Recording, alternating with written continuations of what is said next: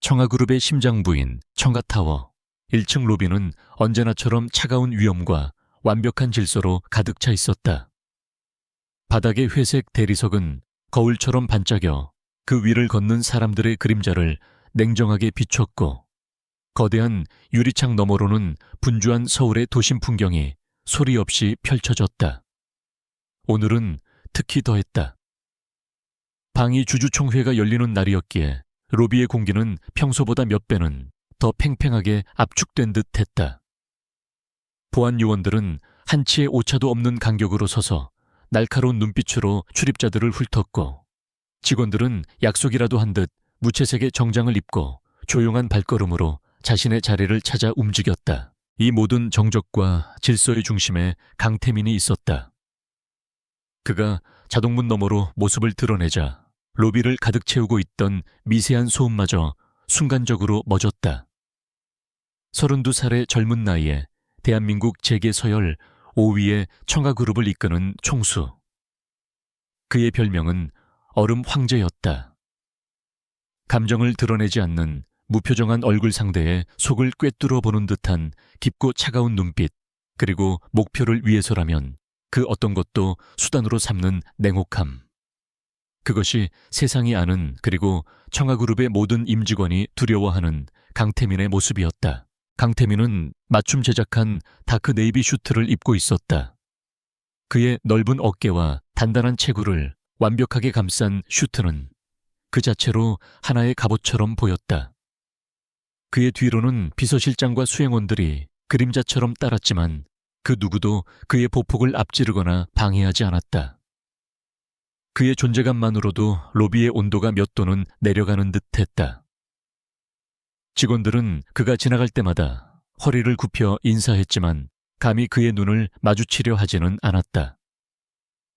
강태민은 그들의 인사에 목례조차 하지 않은 채 오직 전용 엘리베이터를 향해 직선으로 걸어갈 뿐이었다. 모든 것이 완벽하게 통제된 그의 세계였다. 적어도 몇 초 전까지는 그랬다. 그 평온을 깨뜨린 것은 전혀 예상치 못한 침입자였다. 회전문을 거칠게 밀고 들어온 두 개의 작은 형체. 언뜻 보기에도 5살 남짓 되어 보이는 남자아이와 여자아이였다.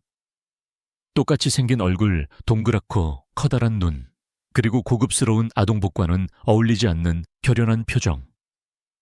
아이들은 잠시 두리번거리며 로비의 거대한 공간에 압도된 듯 했지만 그 망설임은 아주 짧았다.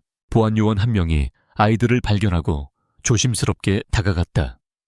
그의 얼굴에는 당혹감이 역력했다.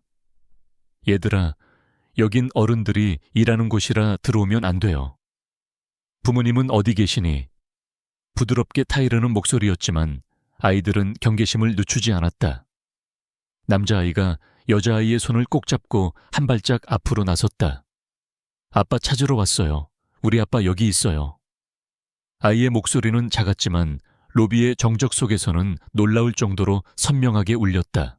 상황을 파악한 다른 보안 요원들이 즉시 달려왔다. 그들의 목표는 단 하나 주주총회를 앞둔 이 민감한 시기에 어떠한 소란도 만들지 않고 아이들을 조용히 밖으로 내보내는 것이었다. 하지만 아이들은 어른들의 예상을 뛰어넘을 만큼 민첩하고 단호했다.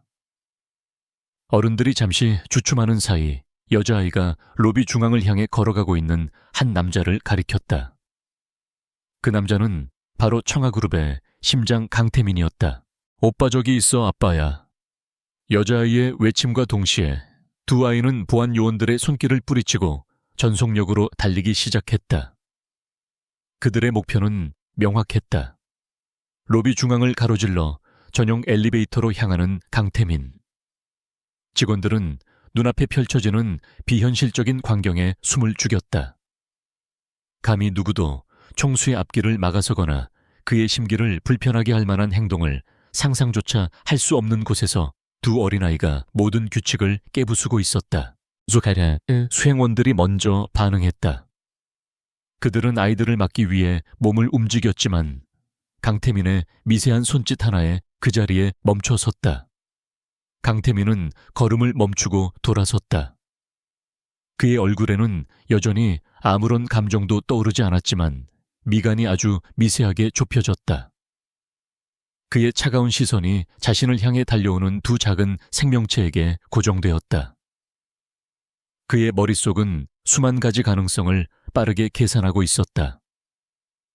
경쟁사의 테러인가? 아니면 돈을 노린 정신 나간 여자의 소행인가? 하지만 아이들의 눈은 너무나도 맑고 순수했다. 그 눈에는 오직 한 가지 감정만이 담겨 있었다. 아버지를 찾았다는 기쁨과 확신. 아이들은 마침내 강태민의 몇 걸음 앞에 멈춰 섰다. 잠시 숨을 고른 남자아이가 쩌렁쩌렁한 목소리로 외쳤다. 그 목소리는 청아타워 전체를 뒤흔드는 거대한 종소리처럼 로비에 울려 퍼졌다. 아바, 그 한마디에 시간이 멈췄다. 로비에 있던 모든 직원들, 비서실장 수행원들, 그리고 보안 요원들까지 모두 그 자리에서 얼어붙었다. 마치 거대한 빙하기가 찾아온 것처럼 모든 움직임과 소리가 사라졌다.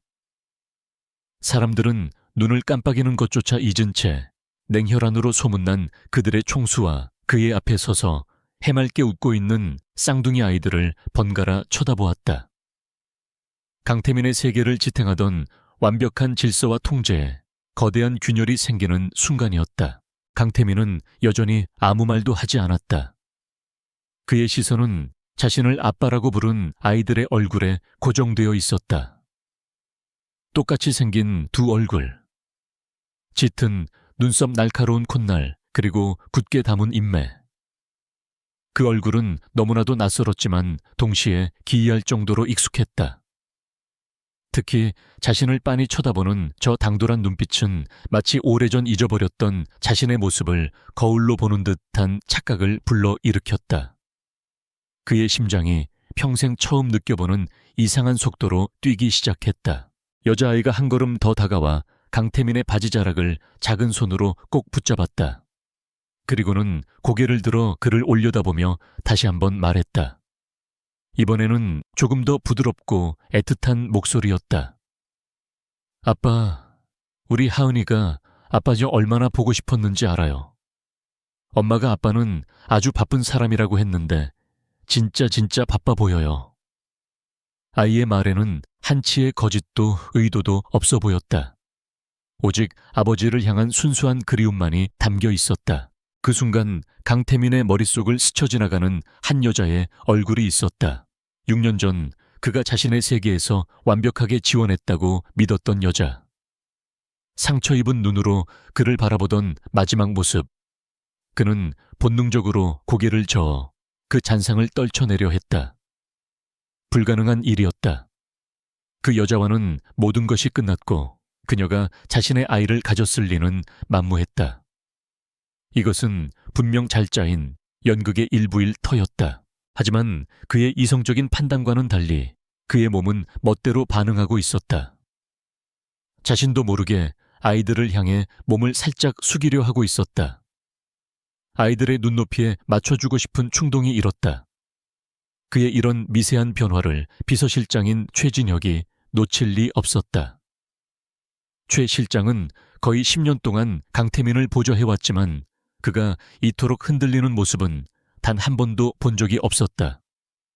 그는 조심스럽게 강태민의 옆으로 다가가 낮은 목소리로 말했다. 회장님, 주주총회 시간이 임박했습니다. 일단 아이들은 제가... 최 실장의 말이 차에 끝나기도 전에 남자아이가 그를 매서운 눈으로 쏘아보았다. 아저씨는 누구예요? 우리 아빠한테 말하고 있잖아요. 방해하지 마세요. 아이의 말투는 나이에 맞지 않게 당돌하고 위압적이었다. 그 모습은 놀라울 정도로 강태민을 닮아 있었다. 로비에 있던 몇몇 직원들은 저도 모르게 마른 침을 삼켰다. 저 아이들이 정말 총수의 자식이라면 상상만으로도 등골이 오싹해지는 가정이었다. 사태는 점점 더 걷잡을 수 없는 방향으로 흐르고 있었다.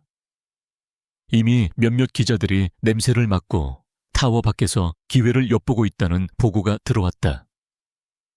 이대로 시간을 끌다가는 내일 아침 모든 신문 한 면은 청아그룹 강태민 총수 숨겨둔 아이들 의혹이라는 자극적인 제목으로 도배될 것이 뻔했다. 강태민은 빠르게 결정을 내려야 했다. 여기서 아이들을 내치고 자신의 평판에 흠집이 가는 것을 감수할 것인가? 아니면 일단 이 상황을 수습하고 진실을 파헤칠 것인가? 그는 평생 단 한 번도 후자를 선택해 본 적이 없는 남자였다. 그의 인생은 항상 전진이었고 방해물은 가차없이 제거하는 것이 그의 방식이었다. 하지만 어째서인지 자신의 바지를 붙잡고 있는 이 작은 손의 온기 때문에 그는 평소의 냉철한 판단력을 발휘할 수가 없었다. 아이의 손은 놀라울 정도로 따뜻했다. 그 온기가 마치 전류처럼 그의 몸 전체로 퍼져나가는 것 같았다. 마침내 강태민이 입을 열었다. 그의 목소리는 평소처럼 낮고 차분했지만 그 안에 담긴 내용은 로비의 모든 사람들을 다시 한번 충격에 빠뜨렸다. 최 실장, 주주총회는 부회장에게 맡기도록, 그리고 이 아이들 내 집무실로 데려와. 그는 더 이상 아무 말도 하지 않고 몸을 돌렸다. 그리고는 자신의 바지를 잡고 있는 하은이의 손을 뿌리치지 않은 채 아이와 함께 걸음을 옮기기 시작했다. 남자아이 하준이도 당연하다는 듯이 그의 옆에 나란히 붙어 걸었다. 세 사람이 함께 전용 엘리베이터를 향해 걸어가는 모습은 한 폭의 초현실적인 그림과도 같았다. 청아그룹의 얼음 황제, 그리고 그의 양옆에 마치 원래 그 자리가 자기 것이었던 것처럼 자연스럽게 서 있는 두 어린아이. 엘리베이터 문이 열리고 세 사람이 안으로 사라지자 그제야 멈춰있던 로비의 시간이 다시 흐르기 시작했다. 사람들은 서로의 얼굴을 쳐다보며 소리 없는 질문을 주고받았다. 방금 우리가 본 것이 대체 무엇인가? 청가그룹에, 그리고 저 냉혹한 남자에게 대체 무슨 일이 일어나고 있는 것인가? 거대한 폭풍의 서막이었다. 강태민의 집무실은 그의 성격을 그대로 보여주는 공간이었다. 최고층에 위치하여 서울의 정형을 한눈에 내려다볼 수 있었지만 내부는 극도로 미니멀하고 절제되어 있었다. 거대한 흑단 책상과 가죽 의자, 그리고 한쪽 벽면을 가득 채운 책장 외에는 어떠한 장식품도 찾아볼 수 없었다. 그곳은 감정이 배제된 채 오직 이성과 효율만이 존재하는 성역과도 같았다. 하지만 오늘 그 성역은 두 명의 작은 침입자들에 의해 완전히 다른 공간으로 변모했다. 아이들은 집무실에 들어서자마자 감탄사를 터뜨리며 사방을 탐험하기 시작했다. 혜은이는 통유리창에 바싹 붙어 아래를 내려다보며 와, 자동차들이 전부 장난감 같아요 라고 외쳤고, 하준이는 책장에 꽂힌 어려운 법률 서적들을 흥미롭다는 듯이 훑어보았다. 아이들의 활기 넘치는 행동 하나하나가 집무실의 차가운 공기를 뒤흔들었다. 강태민은 자신의 의자에 앉아 말없이 아이들을 지켜보았다. 그의 머릿속은 혼란으로 가득 찼다. 그는 아이들이라는 존재에 대해 아는 것이 전무했다. 어떻게 다뤄야 하는지, 무슨 말을 해야 하는지 전혀 알 수 없었다. 그는 최 실장에게 아이들의 신원을 최대한 빨리 파악하라고 지시했지만 그 결과가 나오기 전까지 이 어색한 상황을 견뎌야 했다. 그때 하준이가 책장에서 시선을 떼고 강태민에게 다가왔다. 아이는 그의 거대한 책상 앞에 서서 조금도 주눅들지 않은 채 그를 똑바로 올려다보았다. 아빠는 여기서 혼자 일해요. 재미없겠다. 엄마가 그러는데 사람은 혼자 있으면 나쁜 생각을 많이 한대요. 당돌한 지적이었다. 강태민은 순간 할 말을 잃었다. 5살짜리 아이에게서 나올 거라고는 상상도 못한 말이었다. 그는 자신도 모르게 되물었다. 엄마가 누구지? 하준이는 어이가 없다는 듯이 눈을 동그랗게 떴다. 당연히 우리 엄마죠. 아빠 엄마도 잊어버렸어요. 이름은 한서연이잖아요. 한서연. 그 이름이 아이의 입에서 나오는 순간 강태민의 심장이 쿵 하고 내려앉았다. 그의 기억 속 가장 깊은 곳에 봉인해두었던 이름. 그가 사랑했고 그리고 증오했던 유일한 여자의 이름이었다. 6년 전 그의 인생에서 가장 찬란했던 동시에 가장 비참했던 시간의 주인이었던 그녀. 모든 것이 명확해졌다. 이것은 우연이 아니었다. 한서연 그녀가 돌아온 것이었다. 한서연. 그 세 글자가 강태민의 완벽하게 통제된 세상에 거대한 파문을 일으켰다. 마치 굳게 닫아두었던 판도라의 상자가 열린 것처럼 6년 동안 억지로 묻어두었던 모든 감정과 기억들이 한꺼번에 터져나왔다. 후회, 분노, 그리움, 그리고 지독한 배신감. 그는 언제나 이성으로 감정을 지배할 수 있다고 믿었지만 그 이름 앞에서 그의 이성은 모래성처럼 무력하게 무너져 내렸다. 그는 애써 평정을 유지하려 했지만 미세하게 떨리는 손끝까지는 감출 수 없었다. 하준이는 그런 그의 속마음을 아는지 모르는지 천진한 얼굴로 말을 이었다. 엄마가 그랬어요. 아빠는 아주 높은 곳에서 아주 중요한 일을 하는 사람이라고. 그래서 우리가 먼저 찾아와야 한다고 했어요. 아이의 말은 비수처럼 강태민의 가슴에 박혔다. 한서연 그녀는 대체 무슨 생각으로 아이들을 이곳에 보낸 것인가? 복수인가 아니면 돈을 원해서 6년 전 그렇게 매몰차게 자신을 떠났던 그녀가 이제 와서 아이들을 내세워 무엇을 얻으려는 것인지 짐작조차 할 수 없었다. 바로 그때 집무실 문을 노크하는 소리가 들렸다. 최 실장이 조심스럽게 문을 열고 들어왔다. 그의 얼굴에는 곤혹스러운 표정이 가득했다. 회장님, 죄송합니다만 한서연 변호사님께서 면담을 요청하셨습니다. 현재 1층 로비에 와 계십니다. 최 실장의 보고는 확인 사살과도 같았다. 강태민은 짧게 숨을 들이마셨다. 올 것이 왔다는 생각과 함께 지독한 긴장감이 온몸을 덮쳤다. 그는 잠시 눈을 감았다가 떴다. 다시 그의 눈빛은 원래의 차가운 냉정을 되찾고 있었다. 들여보내. 몇 분 후 집무실 문이 다시 열리고 한 여자가 안으로 들어섰다. 6년 만에 마주한 한서연은 강태민의 기억 속에 있던 모습과는 사뭇 달랐다. 풋풋하고 순수했던 20대 대학생의 모습은 온데간데 없었다. 대신 그 자리에는 단정하게 묶은 머리 차분한 네이비색 정장. 그리고 어떤 상황에서도 흔들리지 않을 듯한 깊고 고요한 눈빛을 가진 30대의 프로페셔널한 여성이 서 있었다. 세월은 그녀에게서 청순함을 앗아간 대신 우아함과 강인함을 선물한 듯 했다. 서연은 태민을 먼저 보지 않았다. 그녀의 시선은 집무실을 제 집처럼 뛰어놀고 있는 아이들에게 먼저 향했다. 그 시선에는 따뜻한 애정과 함께 희미한 슬픔이 어려 있었다. 아이들은 엄마를 발견하자마자 환하게 웃으며 달려왔다. 엄마. 아이들은 서연의 다리를 꼭 껴안았고 서연은 몸을 낮춰 아이들의 머리를 부드럽게 쓰다듬었다. 그 모습은 너무나도 자연스러워서 이 차가운 집무실의 풍경과는 어울리지 않는 한 폭의 따뜻한 그림 같았다.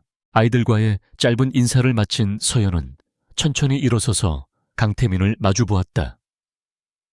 두 사람의 시선이 허공에서 날카롭게 부딪혔다.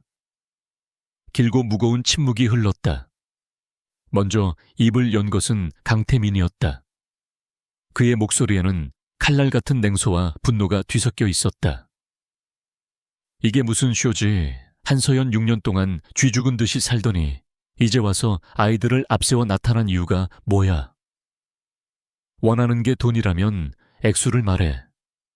이런 유치한 연극은 집어치우고 그의 날 선 공격에도 서연의 표정에는 미동조차 없었다. 그녀는 오히려 희미한 미소를 지어 보였다. 그 미소는 그를 비웃는 듯하면서도 어딘가 슬퍼 보였다. 여전 안에 강태민. 모든 것을 돈으로 계산하려는 버릇. 하지만 유감스럽게도 난 당신 돈에는 관심 없어. 내가 원하는 건 돈으로 살 수 있는 게 아니거든. 그녀의 차분한 목소리는 강태민의 분노에 기름을 붓는 격이었다. 그는 자리에서 벌떡 일어나 그녀에게 성큼성큼 다가갔다. 그럼 원하는 게 뭔데 말해. 그의 위압적인 기세에 보통 사람이라면 겁을 먹고 뒷걸음질 쳤겠지만 서연은 눈 하나 깜빡하지 않고 그 자리에 꼿꼿이 서 있었다. 그녀는 강태민의 턱 밑까지 다가와서야 멈춰 섰다. 그리고는 나지막하지만 힘있는 목소리로 말했다. 내 아이들에게 아버지를 돌려주러 왔어. 그리고 당신이 잃어버린 진실을 찾아주러 왔지. 그 말과 함께 강태민의 뇌리에는 과거의 한 장면이 섬광처럼 스쳐 지나갔다. 6년 전 비가 쏟아지던 여름밤이었다. 작은 자취방에서 그들은 서로의 천에 의지한 채 미래를 속삭였다. 당시 태민은 할아버지인 선대 회장의 눈을 피해 평범한 대학생으로 위장한 채 살고 있었다.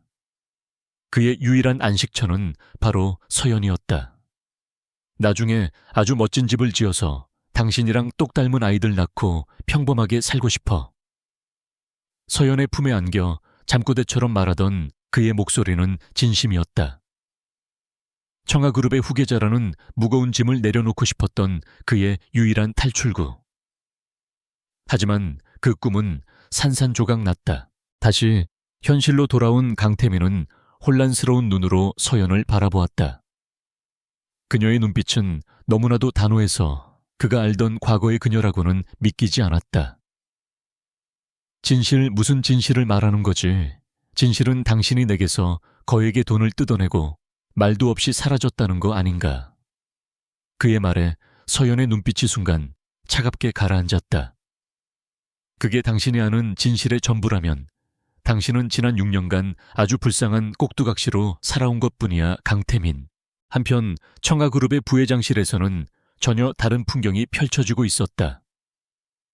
강태민의 숙부인 강대철 부회장과 그의 아들 강민혁 전무는 방금 들어온 보고에 안절부절 못하고 있었다. 강민혁이 초조하게 방 안을 서성이며 소리쳤다. 아버지, 이게 대체 어떻게 된 일입니까? 갑자기 웬 아이들이 나타나서 태민이 형을 아빠라고 부르다니요. 설마 그 여자 한서연이 돌아온 겁니까? 그의 얼굴은 두려움으로 하얗게 질려 있었다. 강대철은 아들보다는 훨씬 노련했지만 그의 눈빛 역시 심하게 흔들리고 있었다. 그는 굵은 시가를 입에 문 채 연기를 깊게 빨아들였다. 진정해라 미녀가. 호들갑 떤다고 해결될 일 아니다. 하지만 그의 목소리 역시 평소의 위엄을 잃고 미세하게 떨리고 있었다. 6년 전 그들이 공들여 쌓아 올린 계획. 태민에게서 서연을 떼어내고 그녀의 집안을 풍비박산 낸 뒤 그녀를 영원히 사라지게 만들었던 그들의 완벽한 범죄가 수면 위로 떠오를지도 모른다는 공포가 엄습했다. 강민혁은 아버지의 태연한 척하는 모습에 더욱 화가 치밀었다. 진정하게 생겼습니까? 그 계집이 아이들까지 낳았을 줄은 상상도 못했습니다. 만약 태민이 형이 모든 진실을 알게 된다면 우린 끝장입니다, 아버지. 그는 자신의 머리를 감싸 쥐었다. 열등감과 질투심에 사로잡혀 사촌형의 인생을 망가뜨렸던 과거의 선택이 이제 와서 부메랑이 되어 돌아오고 있었다. 강대철은 시가를 재떨이에 비벼 끄며 자리에서 일어났다. 그의 눈빛이 다시 예전의 교활함과 잔인함을 되찾았다. 아직 끝난 건 아무것도 없다. 그 여자가 제 발로 호랑이 굴에 들어왔으니 오히려 잘된 일일 수도 있지. 6년 전에는 너무 쉽게 놓아줬어. 이번에는 뿌리까지 뽑아버릴 기회다. 그는 즉시 비서에게 연락해 지시를 내렸다. 지금 당장 한서연이라는 여자의 뒷조사를 시작해. 지난 6년간의 행적 주변 인물, 돈 문제까지 샅샅이 뒤져. 어떻게든 그녀를 돈에 미친 꽃뱀으로 만들 증거를 찾아내. 그들의 추악한 음모가 다시 시작되고 있는 동안 강태민의 집무실에서는 팽팽한 대치가 이어지고 있었다. 서연은 더 이상 그와 말싸움을 할 가치도 없다는 듯 아이들에게 다가갔다. 하준아, 하윤아, 엄마가 최 실장 아저씨한테 부탁해 뒀으니까 잠깐 다른 방에 가서 놀고 있을래. 아빠랑 엄마는 어른들 이야기를 좀 해야 해서. 아이들은 조금 아쉬운 표정을 지었지만 이내 고개를 끄덕이고 순순히 최 실장을 따라 나섰다. 아이들이 나가고 집무실에 다시 둘만 남게 되자 서연은 가방에서 서류 봉투 하나를 꺼내 책상 위에 올려놓았다. 당신이 믿든 믿지 않든 이건 사실이야. 하준이와 하윤이는 당신 아이들이 맞아. 강태민은 봉투를 열어보지 않았다. 대신 그는 서연을 꿰뚫을 듯이 쳐다보며 물었다. 왜 하필 지금이지? 6년 동안이나 조용히 있다가 왜 하필 오늘 주주총회가 열리는 이날에 나타난 거냐고. 네, 진짜 목적이 뭐야? 서연은 창가로 걸어가 서울의 정영을 내려다보았다. 한때는 그가 만들어줄 세상의 전부라고 믿었던 풍경이었다. 그녀는 등을 돌린 채 말했다. 목적은 여러 가지야. 첫째, 내 아이들이 더 이상 아빠 없는 아이라는 소리를 듣게 하고 싶지 않았어. 둘째, 내 아버지의 억울한 누명을 벗겨드리고 싶었고. 그리고 마지막으로 과거의 진실을 바로잡고 싶었지.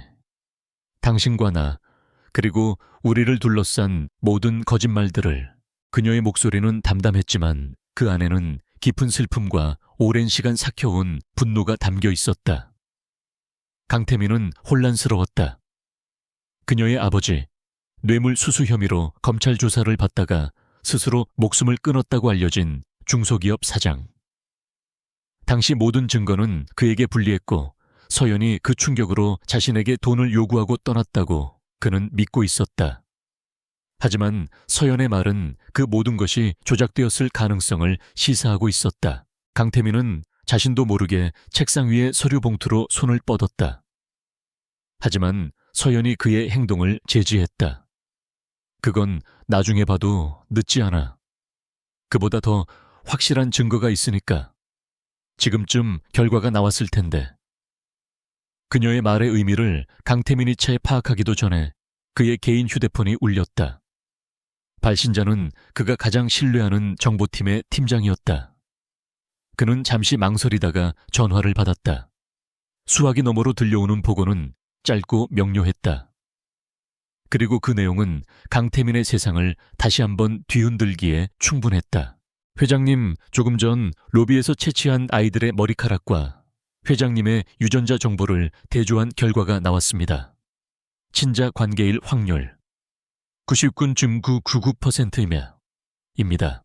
수화기 너머로 들려온 목소리는 기계음처럼 건조했지만 강태민의 뇌리에는 천둥처럼 울렸다. 친자 관계일 확률 99.999%. 반박의 여지가 없는 과학적 사실이 그의 마지막 남은 부인과 의심의 벽을 산산조각 냈다. 그는 천천히 휴대폰을 내려놓았다. 손끝에 힘이 들어가지 않아 하마터면 값비싼 기기를 바닥에 떨어뜨릴 뻔했다. 그의 시선은 맞은편에 서 있는 한서연에게로 향했다. 그녀는 모든 것을 예상했다는 듯 여전히 평온한 표정이었다. 그 평온함이 강태민을 더욱 비참하게 만들었다. 지난 6년간 그는 자신이 상황을 완벽하게 통제하고 있다고 믿었다. 한서연이 돈 때문에 자신을 배신하고 떠났으며 자신은 그 상처를 딛고 더욱 강하고 냉철한 사람이 되었다고. 하지만 지금 이 순간 그는 깨달았다. 자신이 얼마나 어리석고 오만한 착각 속에서 살아왔는지를. 그는 거대한 연극의 주인공인 줄 알았지만 사실은 대사 한 줄 모르는 엑스트라에 불과했다. 분노가 다시 치밀어 올랐다. 이번에는 배신감에 대한 분노가 아니라 자신을 기만한 모든 것들에 대한, 그리고 무력한 자기 자신에 대한 분노였다. 그는 억눌린 목소리로 말했다. 왜 이제껏 말하지 않았지? 아이들이 내 아이들이라는 걸 알면서 왜 6년 동안이나 숨겨온 거야? 그의 목소리에는 원망과 함께 아주 희미한 상처 입은 남자의 절규가 섞여 있었다. 서연은 그의 질문에 곧바로 대답하지 않았다. 대신 그녀는 한 걸음 더 다가와 그의 눈을 똑바로 마주 보았다. 그녀의 눈빛은 흔들림이 없었지만 그 깊은 곳에는 오랜 세월 억눌러온 슬픔이 강물처럼 흐르고 있었다. 말할 수 없었어. 당신의 세계는 나 같은 사람은 감히 들여다볼 수도 없는 곳이었으니까. 당신의 가족들이 나에게 무슨 짓을 했는지 당신은 영원히 몰라야 했어. 적어도 아이들이 스스로를 지킬 힘이 생길 때까지는. 그녀의 말은 또 다른 수수께끼를 던졌다. 강태민의 가족, 특히 숙부인 강대철 부회장과 사촌 강민혁. 그들은 서연이 떠난 후 그녀가 얼마나 탐욕스럽고 부도덕한 여자였는지에 대해 수없이 그에게 이야기했다. 그는 그 말들을 단 한 번도 의심해 본 적이 없었다. 하지만 지금 서연의 눈빛은 그 모든 것이 거짓일 수 있다는 끔찍한 가능성을 제기하고 있었다. 그의 머릿속이 복잡하게 얽혀 들어갔다. 강태민은 잠시 혼란을 떨쳐내려는 듯 고개를 저었다. 그는 다시 CEO의 가면을 썼다. 감정적인 대응은 문제 해결에 아무런 도움이 되지 않았다. 그는 다시 의자에 앉아 특유의 냉정한 목소리로 말했다. 좋아, 아이들이 내 아이라는 건 인정하지. 이제 본론을 얘기해. 네가 진짜로 원하는 게 뭐야? 위자료 양육비 원하는 액수를 말해. 네가 평생 일해도 만져볼 수 없는 돈을 주지. 대신 2번 다시 내 눈앞에 나타나지 않는다는 조건이다. 그것이 강태민이 하는 유일한 해결 방식이었다. 돈으로 문제를 해결하고 감정적인 요소를 배제하는 것. 그는 서연 역시 결국은 돈을 원할 것이라고 확신했다. 그녀가 지금까지 보여준 모든 행동은 더 많은 돈을 얻어내기 위한 고도의 심리전에 불과할 것이라고 애써 스스로를 세뇌했다. 하지만 서연의 반응은 그의 예상을 또다시 완전히 빗나갔다. 서연은 그의 제안에 코웃음 쳤다. 돈 강태민 당신은 정말 변한 게 하나도 없구나. 아니, 어쩌면 변한 게 아니라 원래부터 그런 사람이었을지도 모르지. 내가 사람을 잘못 봤던 거야. 그녀는 책상 위로 몸을 기울여 그의 눈을 들여다보며 말했다. 분명히 말해두지만 난 당신 돈 따위 필요 없어. 내 능력으로 내 아이들 충분히 잘 키울 수 있으니까. 내가 원하는 건 돈이 아니야. 강태민은 이해할 수 없다는 표정을 지었다. 돈이 아니라면 대체 무엇이란 말인가? 청아그룹의 안주인 자리라도 노리는 것인가 하지만 서연의 다음 말은 그의 상상을 훨씬 뛰어넘는 것이었다. 내가 원하는 건 시간이야. 당신의 시간. 그녀는 똑바로 서서 자신의 요구 조건을 하나씩 나열하기 시작했다. 그 내용은 너무나도 구체적이고 당황스러워서 강태민은 순간 자신의 귀를 의심했다. 첫째, 당신은 일주일에 최소 2번 아이들과 저녁 식사를 해야 해. 회사 일이 아무리 바빠도 그 시간만큼은 무조건 비워둬야 할 거야. 둘째, 한 달에 한 번은 아이들과 함께 주말을 보내야 해. 놀이공원이든 동물원이든 아이들이 원하는 곳이라면 어디든. 셋째, 앞으로 있을 아이들의 유치원 행사에는 반드시 아빠 자격으로 참석해야 하고. 마지막으로 그녀는 잠시 말을 멈추고 그의 반응을 살폈다. 강태민은 아무 말도 하지 못했다. 그의 머릿속은 하얗게 비어 있었다. 저녁 식사 주말 나들이, 유치원 행사. 그가 평생 단 한 번도 자신의 인생과 연관지어 생각해 본 적 없는 단어들이었다. 그에게 시간은 곧 돈이었고 기회비용이었다. 그런 그에게 아이들과의 저녁 식사를 위해 수천억 원짜리 계약을 포기하라는 말인가 말도 안 되는 소리였다. 쇠허연은 그의 침묵을 긍정의 의미로 받아들이지 않았다. 그녀는 마지막 조건을 말했다. 그 목소리는 이전보다 훨씬 더 단호했다. 마지막 조건은 이 모든 과정을 이행하는 동안 당신의 가족, 특히 강대철 부회장과 강민혁 전무가 나와 내 아이들 근처에 절대로 접근하지 못하게 막아야 한다는 거야. 만약 아주 작은 위협이라도 감지된다면 그날로 이 모든 합의는 없던 일이 되고 난 내 방식대로 모든 진실을 세상에 공개할 거야. 당신과 청아그룹이 감당할 수 없는 방식으로. 그것은 명백한 협박이었다. 하지만 그 협박의 내용이 너무나도 기이했다. 돈이 아닌 시간을 요구하고 자신의 안전이 아닌 아이들과의 관계 형성을 강요하는 협박. 강태민은 도무지 그녀의 의도를 파악할 수 없었다. 그녀는 대체 무슨 그림을 그리고 있는 것일까? 그는 혼란 속에서 질문을 던졌다. 왜 이런 말도 안 되는 짓을 하는 거지? 당신에게 돌아오는 이득이 없잖아. 이디윽. 서연은 씁쓸하게 웃었다. 내 아이들이 아빠의 사랑을 받고 자라는 것, 그리고 한 남자가 자신이 얼마나 오랫동안 거짓 속에 갇혀 살았는지 깨닫게 되는 것. 그것보다 더 큰 이득이 있을까? 그녀는 자신의 가방을 챙겨 들었다. 생각할 시간은 많이 주지 않겠어. 내일 아침까지 결정해. 당신이 내 제안을 받아들인다면 앞으로 우리는 아이들의 부모로서만 서로를 대하게 될 거야. 하지만 거절한다면. 그녀는 말을 끝맺지 않았지만 그 뒷말이 무엇인지는 충분히 짐작할 수 있었다. 서연이 집무실을 나간 후에도 강태민은 한참 동안 그 자리에 미동도 없이 앉아 있었다. 그의 머릿속에서는 거대한 폭풍이 휘몰아치고 있었다. 서연의 요구 조건들은 하나같이 비논리적이고 비효율적이었다. 하지만 이상하게도 거부할 수 없는 강력한 힘이 있었다. 특히 그의 가족들을 언급했던 마지막 조건은 그의 마음속에 깊은 의심의 씨앗을 심었다. 혹시 정말로 6년 전 그 사건에 그들이 연관되어 있는 것은 아닐까? 얼마나 시간이 흘렀을까? 최 실장이 아이들을 데리고 다시 집무실로 들어왔다.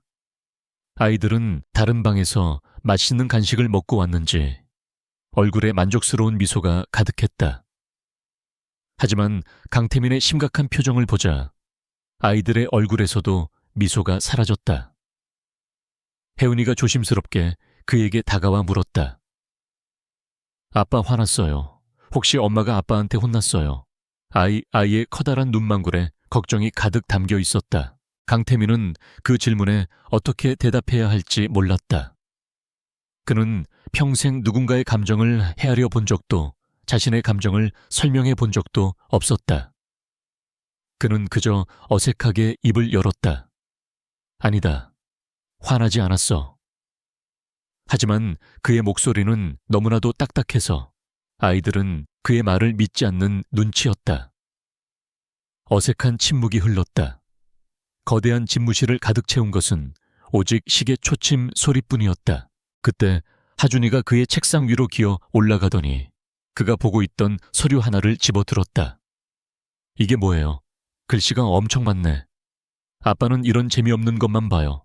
하준이는 순수한 호기심으로 물었지만 그것은 수백억 원짜리 M&A 관련 기밀 문서였다. 최 실장은 기겁해서 달려왔지만 강태민은 손짓으로 그를 막았다. 그는 처음으로 아이라는 존재를 가까이서 관찰하기 시작했다. 강태민은 하준의 손에서 서류를 부드럽게 빼앗아 내려놓았다. 그리고는 어색하게 물었다. 너희들은 평소에 뭘 하고 놀지? 질문을 하고 나서야 그는 스스로가 얼마나 바보 같은 질문을 했는지 깨달았다. 그는 5살 아이들의 세계에 대해 아는 것이 아무것도 없었다. 혜은이가 신이 나서 대답했다. 나는 그림 그리는 거 좋아해요. 그리고 공주님 놀이도 좋아해요. 하준이는 로봇 조립하는 거랑 책 읽는 거 좋아해요. 특히 공룡책. 아이들은 신나게 자신들의 이야기를 늘어놓았지만 강태민은 그 이야기들 중 단 하나도 제대로 이해할 수 없었다. 공주님 놀이, 공룡책, 그것들은 그의 세계에 존재하지 않는 단어들이었다. 그는 자신이 얼마나 다른 세상에서 살아왔는지, 그리고 앞으로 얼마나 낯선 세상에 발을 들여야 하는지를 절감했다. 서연의 요구는 단순히 시간을 내어주는 것 이상의 의미를 담고 있었다. 그것은 그의 세계 전체를 뒤흔드는 일이었다. 그날 밤 강태민은 퇴근하지 않고 집무실 소파에 누워 잠을 청했다. 하지만 잠은 오지 않았다. 그의 머릿속은 온통 한서연과 아이들, 그리고 그녀가 던진 의문들로 가득 차 있었다. 그는 비서실을 통해 받은 아이들의 프로필 파일을 태블릿 PC로 열어보았다. 파일에는 아이들의 사진 좋아하는 음식, 싫어하는 것, 최근에 그린 그림까지 상세하게 기록되어 있었다. 서연이 일부러 보낸 것이 분명했다. 그는 혜은이가 그렸다는 삐뚤빼뚤한 가족 그림 앞에서 한참 동안 시선을 떼지 못했다. 그림 속에는 엄마와 두 아이, 그리고 아주 커다랗게 그려진 아빠의 모습이 있었다. 그림 속 남자는 자신과는 전혀 닮지 않았지만 아이의 순수한 바람이 그대로 느껴져 가슴 한쪽이 저릿해왔다. 그는 태어나서 처음으로 느껴보는 낯선 감정에 휩싸였다. 그것은 책임감이었고 동시에 아주 희미한 설렘이었다. 그는 마침내 결정을 내렸다. 한서연의 위험한 제안을 받아들이기로. 다음 날 아침 강태민은 한서연에게 간결한 메시지를 보냈다. 제안을 받아들이겠다. 더 이상의 부연 설명은 없었다. 그는 약속대로 아이들을 자신의 저택으로 데려오라고 지시했다. 그의 저택은 서울 외곽의 한적한 부촌에 위치한 거대한 성체와도 같았다. 높은 담장과 최첨단 보안 시스템으로 둘러싸인 그곳은 외부 세계와 완벽하게 단절된 오직 강태민만을 위한 공간이었다. 내부는 그의 집무실처럼 극도의 미니멀리즘을 추구하여 값비싼 가구와 예술품들이 있었지만 사람의 온기는 전혀 느껴지지 않는 마치 잘 꾸며진 박물관 같았다. 그 차가운 공간에 하준이와 혜은이라는 두 개의 작은 태양이 떠올랐다. 아이들은 저택의 거대한 규모에 잠시 압도된 듯 했지만 곧 호기심이 두려움을 이겼다. 아이들은 대리석 바닥을 스케이트장처럼 미끄러져 다니고 텅 빈 복도에서 술래잡기를 하며 고요했던 저택을 웃음소리로 가득 채웠다. 수십 년간 이 집을 관리해온 나이든 집사조차도 눈앞의 광경이 믿기지 않는다는 듯 멍한 표정으로 아이들을 바라볼 뿐이었다. 강태민은 자신의 공간이 침범당하는 것을 지독하게 싫어하는 남자였다. 그는 아이들에게 몇 가지 규칙을 정해주려 했다. 거실에서는 뛰지 말 것, 자신의 서재에는 절대로 들어오지 말 것, 그리고 정해진 시간에만 식사할 것. 하지만 그의 규칙들은 아이들의 순수한 논리 앞에서 힘없이 무너졌다. 왜 뛰면 안 돼요? 복도가 이렇게 넓은데 달리라고 만들어 놓은 거 아니에요. 하준이의 반문에 그는 할 말을 잃었다. 그의 세상에서는 모든 공간에 목적이 있었지만 아이들의 세상에서는 모든 공간이 놀이터였다. 저녁 식사 시간은 그야말로 혼돈 그 자체였다. 평생 혼자서 조용히 식사하는 것에 익숙했던 강태민의 앞에 두 아이가 앉아 쉴 새 없이 제잘거렸다. 혜은이는 포크로 음식을 찍어 로켓이라며 날리는 신용을 했고 하준이는 야채를 먹기 싫다며 입을 꾹 다물었다. 강태민은 미간을 찌푸리며 아이들을 다그치려 했지만 서연이 했던 말이 그의 귓가에 맴돌았다. 일주일에 최소 2번 아이들과 저녁 식사를 해야 해. 이것은 단순한 식사가 아니라 그에게 주어진 첫 번째 시험 과제였다. 그는 결국 한숨을 쉬며 나이프를 내려놓았다. 그리고는 서툴게 하준이 앞에 놓인 브로콜리를 포크로 찍어 자신의 입에 넣었다. 이거 생각보다 맛있는데 초록색 나무 같아서 힘이 세지는 맛이야. 그의 어색한 연기에 아이들이 까르르 웃음을 터뜨렸다. 하준이는 잠시 망설이더니 마지못해 브로콜리 한 조각을 입에 넣었다. 그 작은 변화가 강태민의 마음에 미세한 파동을 일으켰다. 그는 통제와 명령이 아닌 다른 방식으로도 세상이 움직일 수 있다는 것을 어렴풋이 깨닫기 시작했다. 아이들과의 불편한 동거가 시작되면서 강태민의 머릿속은 더욱 복잡해졌다. 그는 서연이 던지고 간 의심의 씨앗을 무시할 수 없었다. 6년 전 모든 것이 너무나도 완벽하게 맞아떨어졌었다. 서연의 아버지가 뇌물수수 혐의로 조사를 받기 시작한 시점, 회사의 기밀 프로젝트가 경쟁사로 유출된 시점, 그리고 서연이 자신에게 돈을 요구하고 떠난 시점까지 마치 잘 짜인 각본처럼 모든 사건이 한 곳을 향하고 있었다. 그는 그것이 모두 서연의 배신이라고 믿었지만 지금 와서 돌이켜보면 부자연스러운 구석이 한두 군데가 아니었다. 그는 최 실장을 자신의 서재로 불렀다. 서재는 아이들의 출입이 금지된 유일한 공간이었다. 최 실장 6년 전 한서연 변호사와 그녀의 아버지 한정호 사장 사건 관련 자료 전부 다시 검토해. 당시 수사기록 회사 내부 감사 자료, 그리고 내 주변 인물들의 통화 기록까지. 아무도 모르게 아주 조용히 진행해. 그의 목소리는 그 어느 때보다도 낮고 단호했다.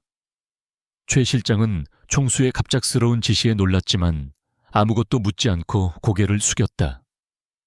그는 강태민이 가장 신뢰하는 신복이었고 그의 명령 뒤에 숨겨진 무게를 누구보다 잘 알고 있었다. 한편 한서연 역시 자신의 싸움을 시작하고 있었다. 그녀는 낮에는 유능한 변호사로 밤에는 아이들의 다정한 엄마로 살아가면서도 틈틈이 과거의 진실을 파헤치고 있었다. 그녀는 낡은 모자를 깊게 눌러 쓴 채 약속 장소인 허름한 인쇄소로 들어섰다. 그곳에는 한때 잘나가던 시사 주간지의 기자였지만 청아그룹의 비리를 파헤치다 모든 것을 잃고 숨어 지내는 김 기자라는 남자가 그녀를 기다리고 있었다. 그는 한정호 사장의 오랜 친구이기도 했다. 김 기자는 초조한 얼굴로 서연을 맞았다. 한 변호사 정말 이 싸움을 시작할 겁니까? 상대는 청아그룹입니다. 강대철 부회장은 자기 앞을 막는 건 뭐든지 부숴버리는 사람이에요. 6년 전처럼 또다시 위험해질 수 있습니다. 그의 목소리에는 진심 어린 걱정이 묻어났다. 하지만 서연의 눈빛은 흔들리지 않았다. 알아요, 기자님. 하지만 더 이상 숨어 지낼 수는 없어요. 제 아버지의 명예를 되찾아야 하고 제 아이들에게 떳떳한 엄마가 되어야 해요. 그리고 그들을 무너뜨릴 유일한 방법은 그들의 추악한 진실을 세상에 드러내는 것뿐이에요. 서여연은 자신이 지난 몇 년간 비밀리에 수집한 자료들을 김 기자에게 건넸다. 그것은 6년 전 아버지가 억울한 누명을 쓰게 된 비자금 사건에 대한 단서들이었다. 아버지는 강대철 부회장의 비자금을 관리하는 총책이 아니었어요. 오히려 그 비자금의 실체를 눈치채고 내부 고발을 준비하시다가 덫에 걸리신 거예요. 강 부회장은 아버지에게 모든 죄를 뒤집어 씌우고 아버지가 운영하던 회사를 헐값에 집어삼켰죠. 이건 그 증거를 찾기 위한 첫걸음이에요. 김 기자는 그녀가 건넨 자료들을 훑어보며 놀라움을 금치 못했다. 아주 작은 단서들이었지만 그것들은 거대한 음모의 실체를 가리키고 있었다. 한 사장님께서 돌아가시기 전에 제게 이중 장부가 있을 만한 곳에 힌트를 주셨습니다. 하지만 그 장부를 찾기 위해서는 청가그룹 내부의 도움이 필요합니다. 지금으로서는 불가능한 일이죠. 그의 말에 서연은 잠시 창밖을 바라보았다. 그녀의 눈빛에 복잡한 감정이 스쳐 지나갔다. 어쩌면 가능할지도 몰라요. 그녀는 강태민을 떠올렸다. 그가 과연 자신의 적이 될지 아니면 예상치 못한 아군이 될지는 아직 알 수 없었다. 같은 시각 강태민은 최 실장이 가져온 1차 조사 자료를 보고 있었다. 6년 전 자료들은 대부분 대외비라는 붉은 도장이 찍힌 채 봉인되어 있었다. 하지만 총수의 권한으로 열어본 자료들 속에서 그는 첫 번째 의문점을 발견했다. 한정호 사장의 뇌물수수 혐의에 대한 내부 감사 보고서 최종 결재란에 당시 담당 부서장이 아닌 숙부 강대철의 서명이 남아있었던 것이다. 비자금이나 횡령 같은 그룹 전체의 리스크가 아닌 이상 일개 계열사 협력업체 사장의 비리에 부회장이 직접 결재를 내리는 것은 극히 이례적인 일이었다. 그는 계속해서 관련 자료들을 파고들었다. 그러다 그는 더욱 이상한 점을 발견했다. 당시 사건의 핵심 증거였던 차명 계좌의 거래 내역. 돈의 흐름은 한정호 사장에게서 끝나는 것처럼 보였지만 그 계좌가 개설된 날짜가 한정호 사장이 청가그룹과 처음 계약을 맺기도 전이었다는 사실을 발견한 것이다. 누군가가 오래전부터 준비해둔 유령 계좌를 이용해 완벽하게 죄를 뒤집어 씌웠을 가능성이 높았다. 그리고 그 모든 계획의 중심에 숙부 강대철의 그림자가 어른거리고 있었다. 밤이 깊어졌다. 강태민은 머리가 터질 듯한 두통에 잠시 서재에서 나왔다. 저택은 다시 예전처럼 고요했지만 그 고요함의 질은 완전히 달라져 있었다. 이전의 고요함이 텅 빈 공허함이었다면 지금의 고요함은 생명체가 잠들어 있는 따뜻한 침묵에 가까웠다. 그는 자신도 모르게 아이들이 잠들어 있는 2층 게스트룸으로 향했다. 문을 열자 두 아이가 나란히 침대에 누워 새근새근 잠들어 있는 모습이 보였다. 그는 잠든 아이들의 얼굴을 가만히 내려다보았다. 자신을 반쯤 닮은 하준이의 고집스러운 입마에 그리고 서연을 쏙 빼닮은 혜은이의 동그란 이마. 이 작은 아이들은 지난 6년간 자신이 외면하고 부정했던 진실의 결정체였다. 아이들의 존재는 그에게 거대한 책임감을 안겨주었지만 동시에 그가 잃어버렸던 삶의 이유를 되찾아주는 듯 했다. 그는 깨달았다. 이 싸움은 단순히 과거의 진실을 밝히는 것을 넘어 자신의 미래와 아이들의 미래를 지키기 위한 싸움이라는 것을. 거짓으로 쌓아 올린 이 거대한 성 안에서 그는 진짜 아버지가 되어야만 했다. 서연이 내건 두 번째 조건이 이행되는 첫 번째 주말이 찾아왔다. 강태민은 난생 처음으로 갑옷 같던 슈트를 벗고 어색한 캐주얼 차림으로 아이들 앞에 섰다. 최고급 원단으로 만들어진 옷이었지만 그는 마치 남의 옷을 빌려 입은 것처럼 불편하고 뻣뻣했다. 오늘의 목적지는 아이들이 노래를 부르던 아쿠아리움이었다. 그에게 아쿠아리움은 투자 가치와 수익성을 분석하는 사업 대상에 불과했지만 오늘은 전혀 다른 목적으로 그곳을 찾아야만 했다. 아쿠아리움은 주말을 맞아 찾아온 가족 단위 관람객들로 인산인해를 이루었다. 강태민은 사방에서 들려오는 아이들의 웃음소리와 소음, 그리고 정돈되지 않은 군중의 움직임에 본능적인 거부감을 느꼈다. 그의 세상은 언제나 완벽하게 통제된 질서 속에서 움직였지만 이곳은 그가 통제할 수 있는 것이 아무것도 없는 무질서의 공간이었다. 하지만 아이들은 달랐다. 하준이와 하연이는 거대한 수조 속을 유영하는 형형색색의 물고기들을 보며 탄성을 질렀고 그의 양손을 잡아끌며 앞으로 나아갔다.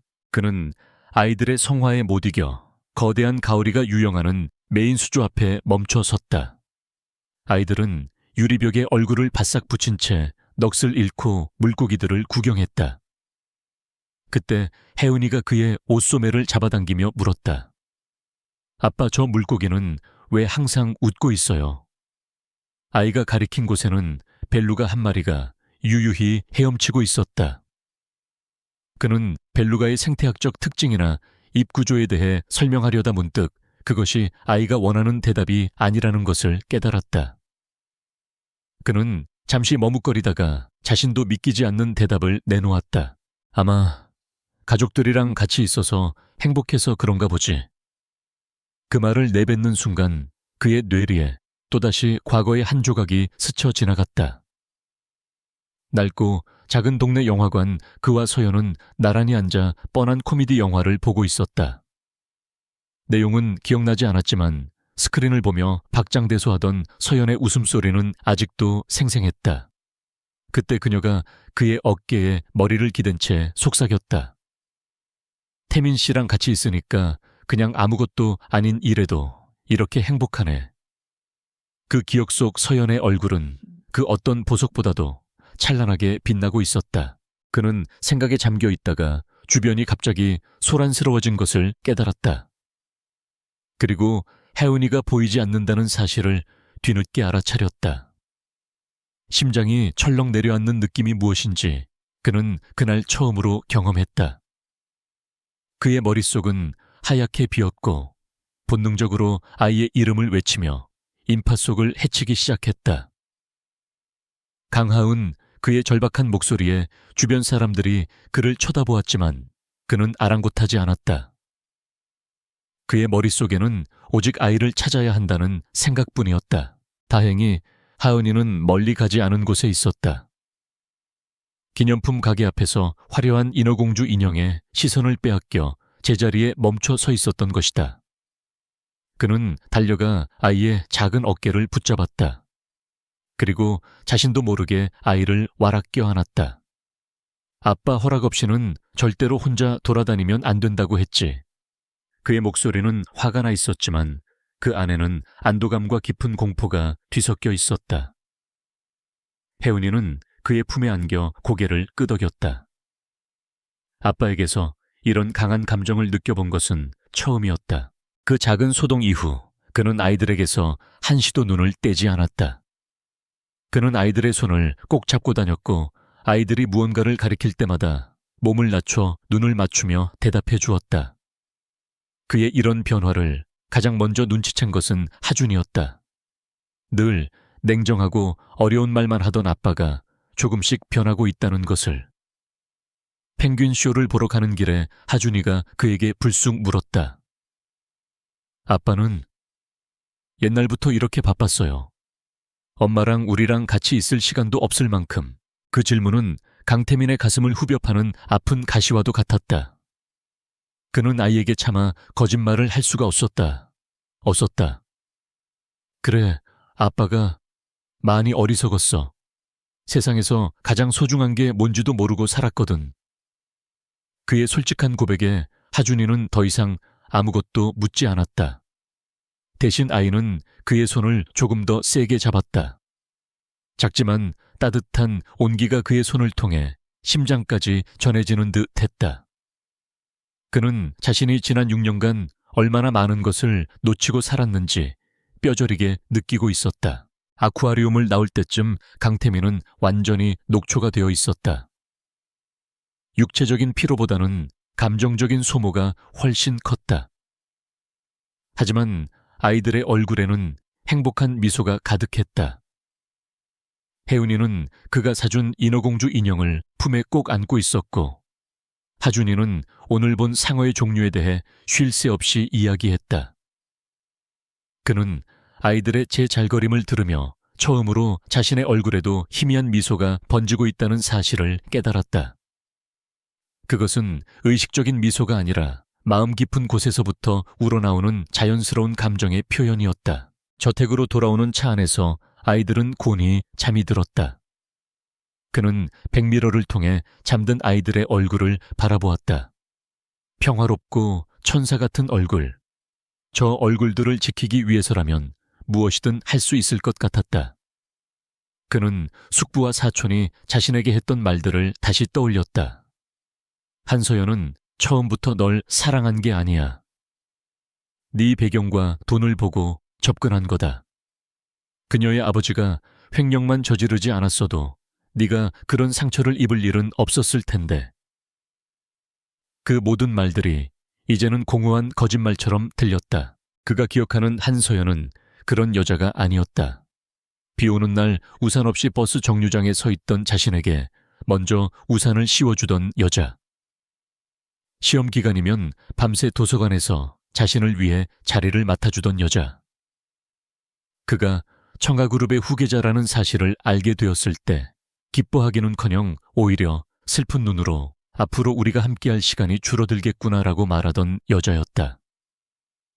그 따뜻하고 순수했던 기억들이 숙부가 주입한 차가운 사실들과 격렬하게 충돌하며 그의 내면을 뒤흔들었다. 저택에 도착한 그는 잠든 아이들을 조심스럽게 안아 침실로 옮겼다. 아이들을 침대에 눕히고 이불을 덮어주던 그때 잠결에 뒤척이던 혜은이가 그의 목을 끌어안으며 잠꼬대를 했다. 아빠, 오늘 재밌었어요. 아이의 작고 따뜻한 숨결이 그의 귓가에 닿는 순간 그의 심장을 감싸고 있던 두꺼운 얼음벽에 선명한 균열이 생겨났다. 그는 그 자리에 한참 동안 서서 움직일 수 없었다. 낯선 감정의 파도가 그의 온몸을 휩쓸고 지나갔다. 그날 밤 강태민은 자신의 서재에 있는 거울 앞에 섰다. 거울 속에는 낯선 남자가 서 있었다. 그는 더 이상 청아그룹의 냉혈한 총수 강태민만이 아니었다. 그는 한때 한 여자를 뜨겁게 사랑했던 남자였고 이제는 두 아이의 아버지가 된 남자였다. 그리고 지난 6년간 거대한 거짓말에 속아 자신의 일부를 잃어버린 채 살아온 남자였다. 그는 결심했다. 더 이상 과거에 얽매여 있지도 누군가가 만들어 놓은 진실 속에 갇혀 있지도 않겠다고. 그는 이제 자신의 힘으로 진짜 진실을 찾아야만 했다. 그것이 아이들을 그리고 자기 자신을 지키는 유일한 길이었다. 얼음은 깨지기 시작했다. 강대철 부회장과 강민혁 전무의 심기는 날이 갈수록 불편해졌다. 그들이 고용한 흥신소는 한서연의 뒷조사에서 아무런 흠결도 찾아내지 못했다.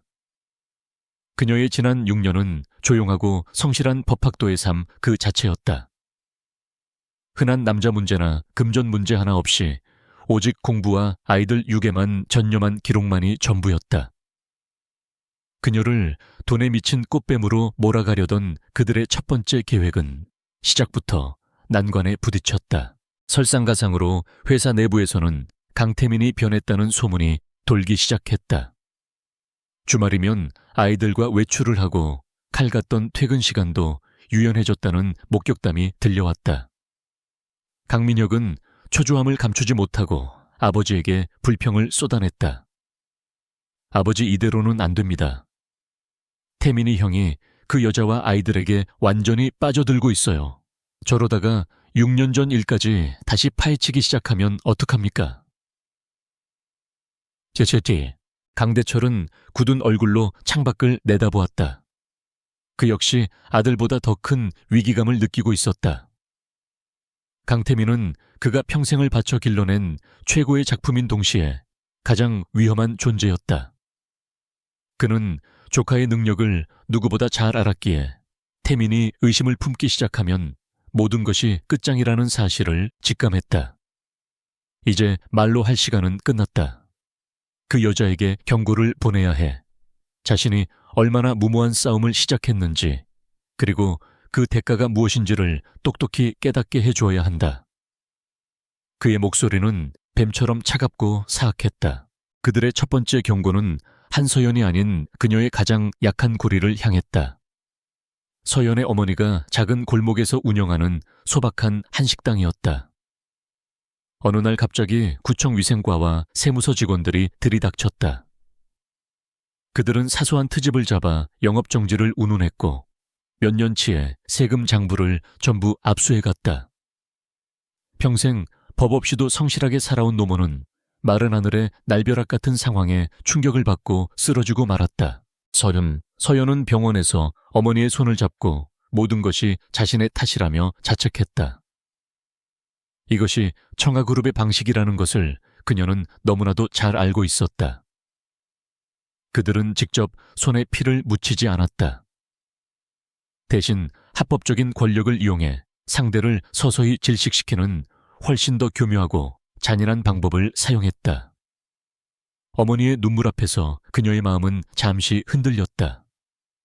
이 모든 것을 멈추고 아이들과 함께 멀리 도망쳐버릴까 하는 유혹이 강하게 일었다. 하지만 그 유혹은 다음 공격 앞에서 분노로 바뀌었다. 주말을 보내고 강태민의 저택에서 아이들을 데리고 나오는 길이었다. 그녀는 아이들의 손을 잡고 자신의 차로 걸어가고 있었다. 저택 앞의 도로는 평소 차량 통행이 거의 없는 한적한 곳이었다. 바로 그 순간 어디선가 굉음과 함께 검은색 오토바이 한 대가 나타났다. 오토바이는 미친 듯이 질주하더니 갑자기 방향을 틀어 아이들이 있는 인도로 돌진했다. 위험해. 서연은 본능적으로 소리치며 아이들을 자신의 품으로 끌어당겼다. 그녀는 아이들을 감싸 안고 바닥으로 넘어졌다. 오토바이는 아슬아슬하게 그들 옆을 스쳐 지나갔고 순식간에 골목 너머로 사라졌다. 모든 것이 찰나에 일어난 일이었다. 넘어진 아이들의 무릎에서는 피가 흘렀고 놀란 아이들은 경기를 일으킨 듯 울음을 터뜨렸다. 서연은 아이들을 끌어안은 채 온몸을 부들부들 떨었다. 이것은 사고가 아니었다. 명백한 위협이자 살인 미수였다. 서연의 머릿속은 공포로 하얘졌다. 만약 조금이라도 늦었더라면, 만약 아이들이 다치기라도 했더라면 상상만으로도 숨이 막혔다. 그녀는 잠시 모든 것을 포기하고 싶었다. 강대철의 힘 앞에서 자신은 너무나도 무력한 존재였다. 하지만 울고 있는 아이들의 얼굴을 본 순간 그녀의 안에서 무언가가 뜨겁게 타오르기 시작했다. 공포는 차가운 분노로 변했고 망설임은 강철 같은 결의로 바뀌었다. 그녀는 깨달았다. 여기서 물러선다면 자신과 아이들은 평생 저들의 그림자 밑에서 공포에 떨며 살아야 할 것이라는 것을. 싸워야만 했다. 이기기 위해서가 아니라 살아남기 위해서. 이 모든 상황은 멀리서 대기하고 있던 강태민의 보안팀에 의해 실시간으로 보고되고 있었다. 최 실장은 사고 직후 현장의 CCTV 영상을 확보해 강태민의 집무실로 달려왔다. 태블릿 PC 화면에는 오토바이가 아이들을 향해 돌진하는 아찔한 순간이 고스란히 담겨 있었다. 번호판은 교묘하게 가려져 있었고 운전자의 얼굴도 헬멧 때문에 식별이 불가능했다. 하지만 이것이 누구의 소행인지는 굳이 증거를 찾지 않아도 알 수 있었다.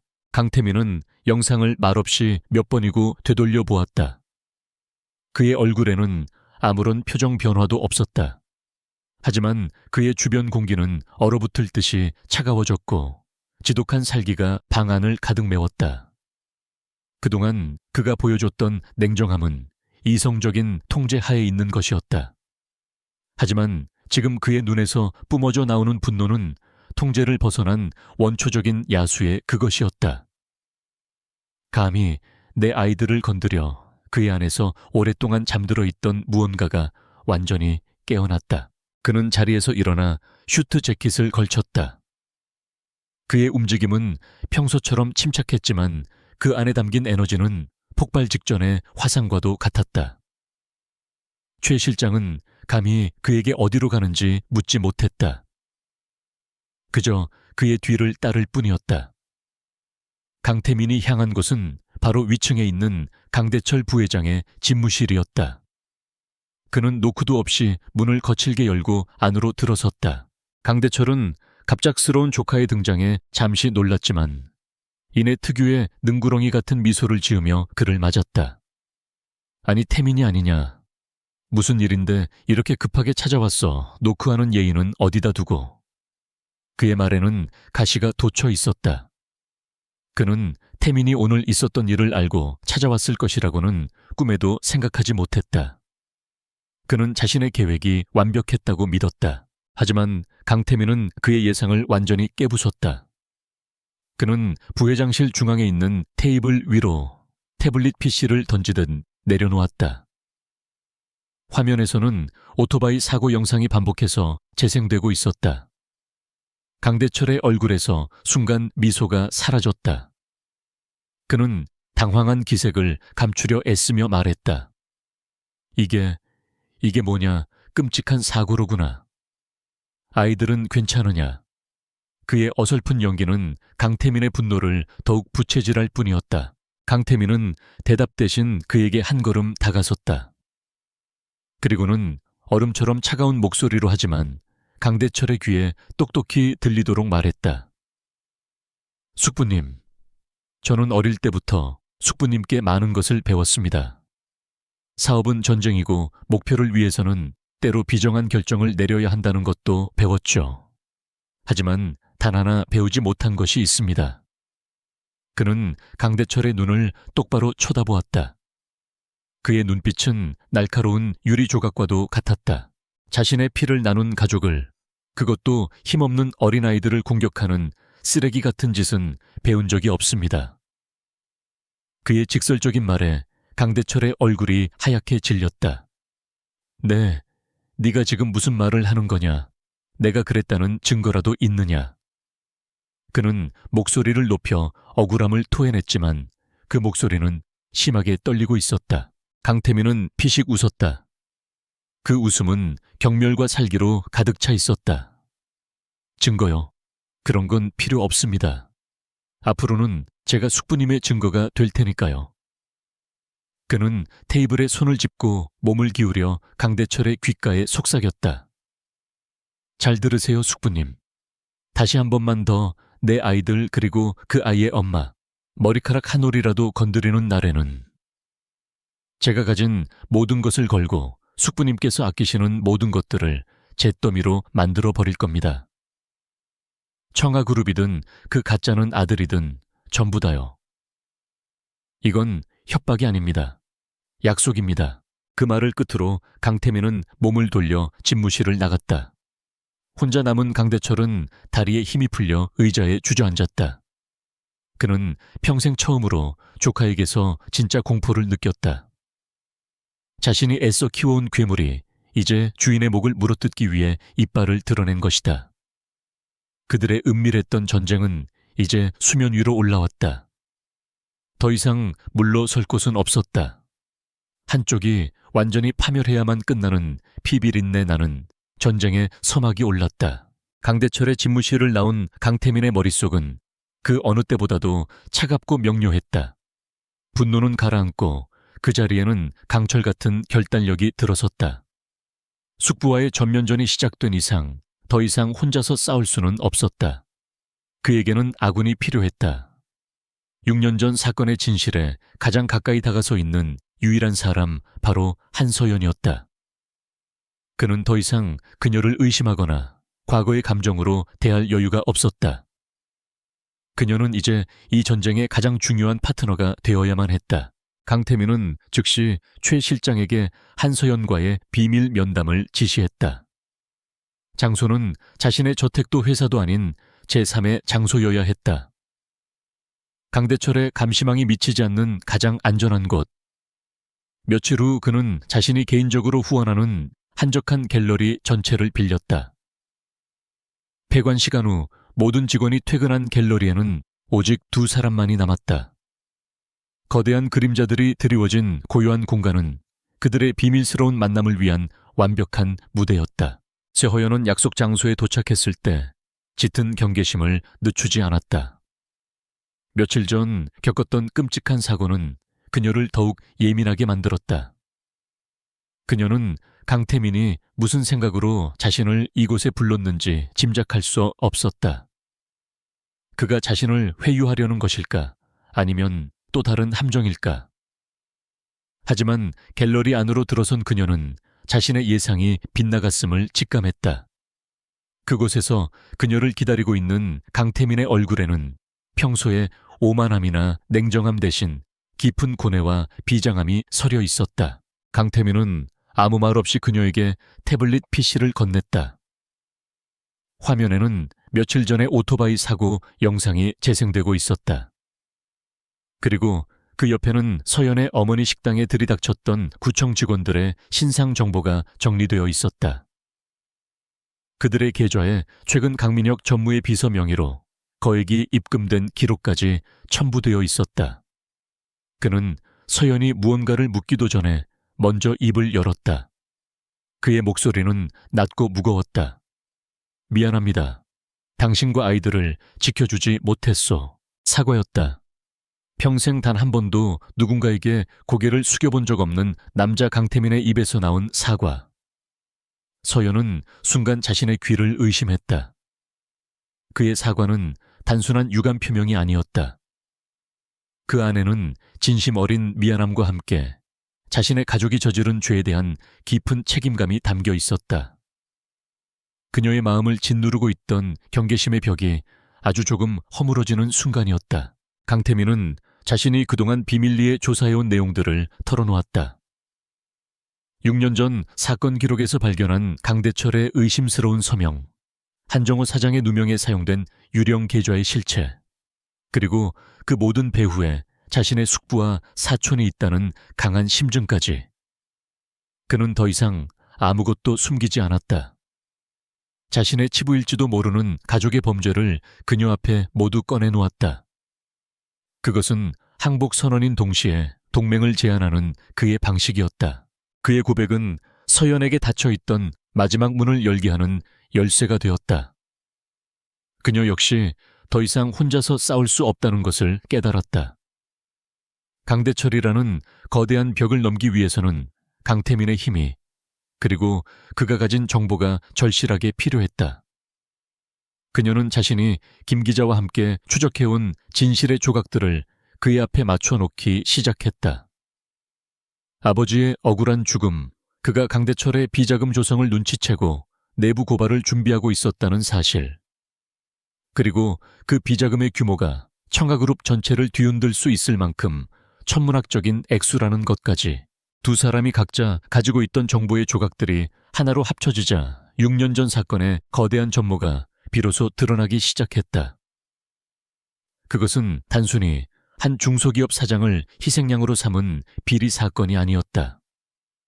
강대철이 그룹의 주도권을 장악하기 위해 가장 큰 걸림돌이었던 강태민의 곁에서 그에게 힘이 되어줄 수 있는 모든 존재를 제거하려 했던 추악한 음모였다. 서연과 그녀의 아버지는 그 첫 번째 희생양이었던 것이다. 강태민이 느꼈던 개인적인 배신감과 서연이 겪어야 했던 가족의 비극이 결국 하나의 뿌리에서 시작된 것임을 두 사람은 깨달았다. 진실의 무게 앞에서 두 사람은 한동안 아무 말도 하지 못했다.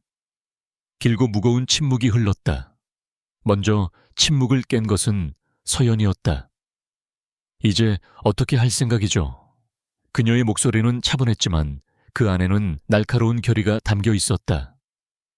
그녀는 더 이상 과거에 아파하는 피해자가 아니었다. 이제 복수의 칼날을 쥔 심판자가 될 준비를 하고 있었다. 강태민은 그녀의 눈을 똑바로 바라보며 대답했다. 싸워야지. 내 것을 되찾고 당신의 것을 돌려주기 위해서.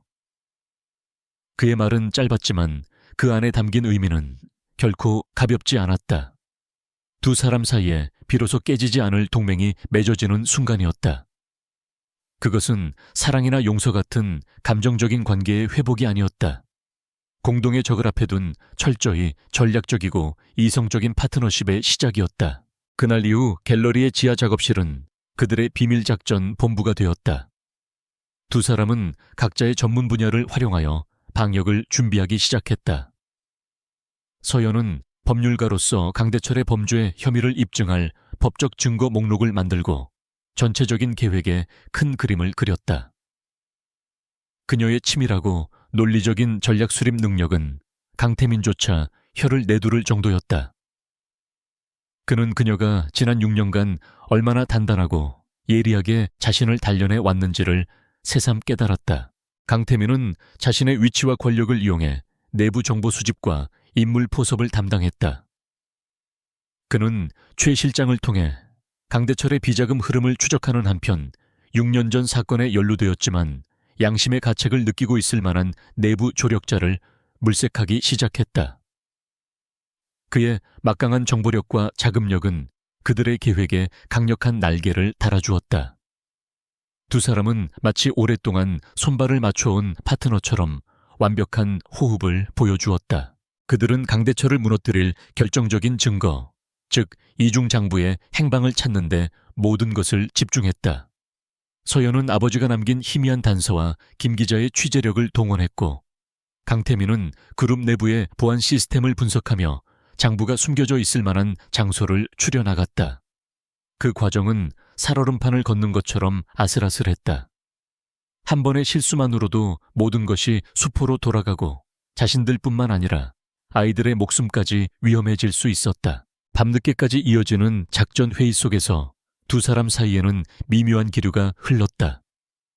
복수라는 차가운 목표 아래 과거의 따뜻했던 기억들이 불쑥 고개를 들곤 했다. 함께 밤을 새우며 자료를 분석하다가 자신들도 모르게 예전처럼 농담을 주고받기도 하고 서로를 걱정스러운 눈으로 바라보기도 했다. 하지만 그들은 애써 그 감정의 싹을 잘라냈다. 아직은 그럴 때가 아니었다. 모든 것이 끝난 후에야 그들은 비로소 서로의 관계에 대해 이야기할 수 있을 터였다. 어느 날 밤 서연은 지친 얼굴로 자료 더미에 엎드려 잠이 들어 있었다. 강태민은 잠시 망설이다가 자신의 재킷을 벗어 그녀의 어깨 위에 조심스럽게 덮어주었다. 잠든 그녀의 얼굴은 6년 전 도서관에서 함께 밤을 새우던 앳된 모습과 겹쳐 보였다. 그는 자신 때문에 너무나도 힘든 길을 걸어온 그녀에게 깊은 미안함과 부채감을 느꼈다. 그는 마음속으로 맹세했다. 이 싸움이 끝나면 반드시 그녀와 아이들이 잃어버린 모든 것을 되찾아 주겠다고. 그들의 위태롭지만 단단한 동맹은 그렇게 깊어지고 있었다. 결전의 날이 다가오고 있었다.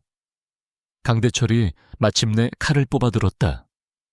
그는 최근 강태민을 둘러싼 혼외자 스캔들과 경영 능력 부족을 문제 삼아 긴급 이사회를 소집했다. 안건은 현 대표이사 회장 해임안이었다. 이사회는 불과 48시간 뒤에 열릴 예정이었다. 그것은 명백한 최후 통첩이자 강태민의 숨통을 끊어놓겠다는 선전포고였다. 강대철은 자신이 이사회 대부분을 장악하고 있다고 확신했기에 승리를 의심치 않았다. 비밀 아지트가 된 갤러리 지하 작업실의 공기는 그 어느 때보다도 팽팽했다. 최 실장이 방금 가져온 첩보에 모두의 얼굴이 굳어졌다. 48시간. 그 안에 모든 것을 끝내야만 했다. 서연은 침착하게 상황을 분석했다. 이건 위기인 동시에 기회예요. 강대철 부회장은 우리가 방역할 준비가 되어 있지 않다고 확신하고 있을 거예요. 그 방심을 역이용해야만 해요. 우리에게 필요한 건 그들의 허를 찌를 수 있는 결정적인 한 방이에요. 그 결정적인 한 방은 바로 이중 장부와 내부 증인이었다. 그때 김 기자가 숨을 헐떡이며 작업실로 뛰어 들어왔다. 그의 손에는 낡은 수첩 하나가 들려 있었다. 찾았습니다. 6년 전 한정호 사장님 사건 직후 갑자기 잠적했던 재무팀 윤재호 부장. 그가 비자금 실무를 담당했었습니다. 강대철의 협박에 못 이겨 모든 걸 조작했지만 양심의 가책 때문에 증거 사본을 숨겨뒀을 가능성이 높습니다. 그는 수첩에 적힌 주소 하나를 가리켰다. 경기도 외곽의 한적한 요양원 근처였다. 시간이 없었다. 강대철의 수하들 역시 윤재호를 가만두지 않을 것이 뻔했다. 강태민은 즉시 자신의 최정계 보안팀을 이끌고 직접 움직였다. 서연도 동행을 고집했다.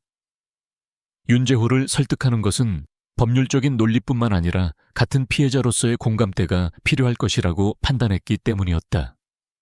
그들이 탄 검은색 세단은 어둠을 뚫고 고속도로를 질주했다. 차 안에서는 무거운 침묵만이 흘렀다. 모두의 머릿속에는 오직 하나의 생각뿐이었다. 반드시 먼저 찾아야 한다. 윤재호는 작은 시골 마을에서 가명으로 살고 있었다. 그는 지난 6년간 매일 밤 악몽에 시달리며 폐인처럼 지내고 있었다. 강대철이 심어놓은 감시자들 때문에 가족과도 연락을 끊은 채 그는 살아도 사는 것이 아니었다. 초인종 소리에 그는 기겁하며 몸을 숨겼다. 또다시 그들이 찾아온 것이라고 생각했다. 하지만 문틈으로 보인 것은 TV에서만 보던 강태민 회장과 단정하지만 강인한 인상의 한서연 변호사였다. 문이 열리고 두 사람은 좁고 어두운 집 안으로 들어섰다. 윤재호는 공포에 질린 눈으로 그들을 바라보며 뒷걸음질 쳤다. 나는 아무것도 모릅니다.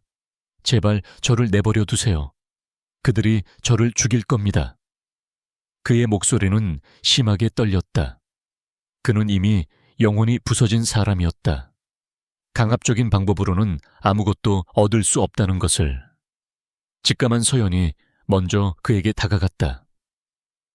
그녀의 목소리는 부드럽지만 힘이 있었다. 윤 부장님, 저희는 부장님을 해치러 온 게 아니에요.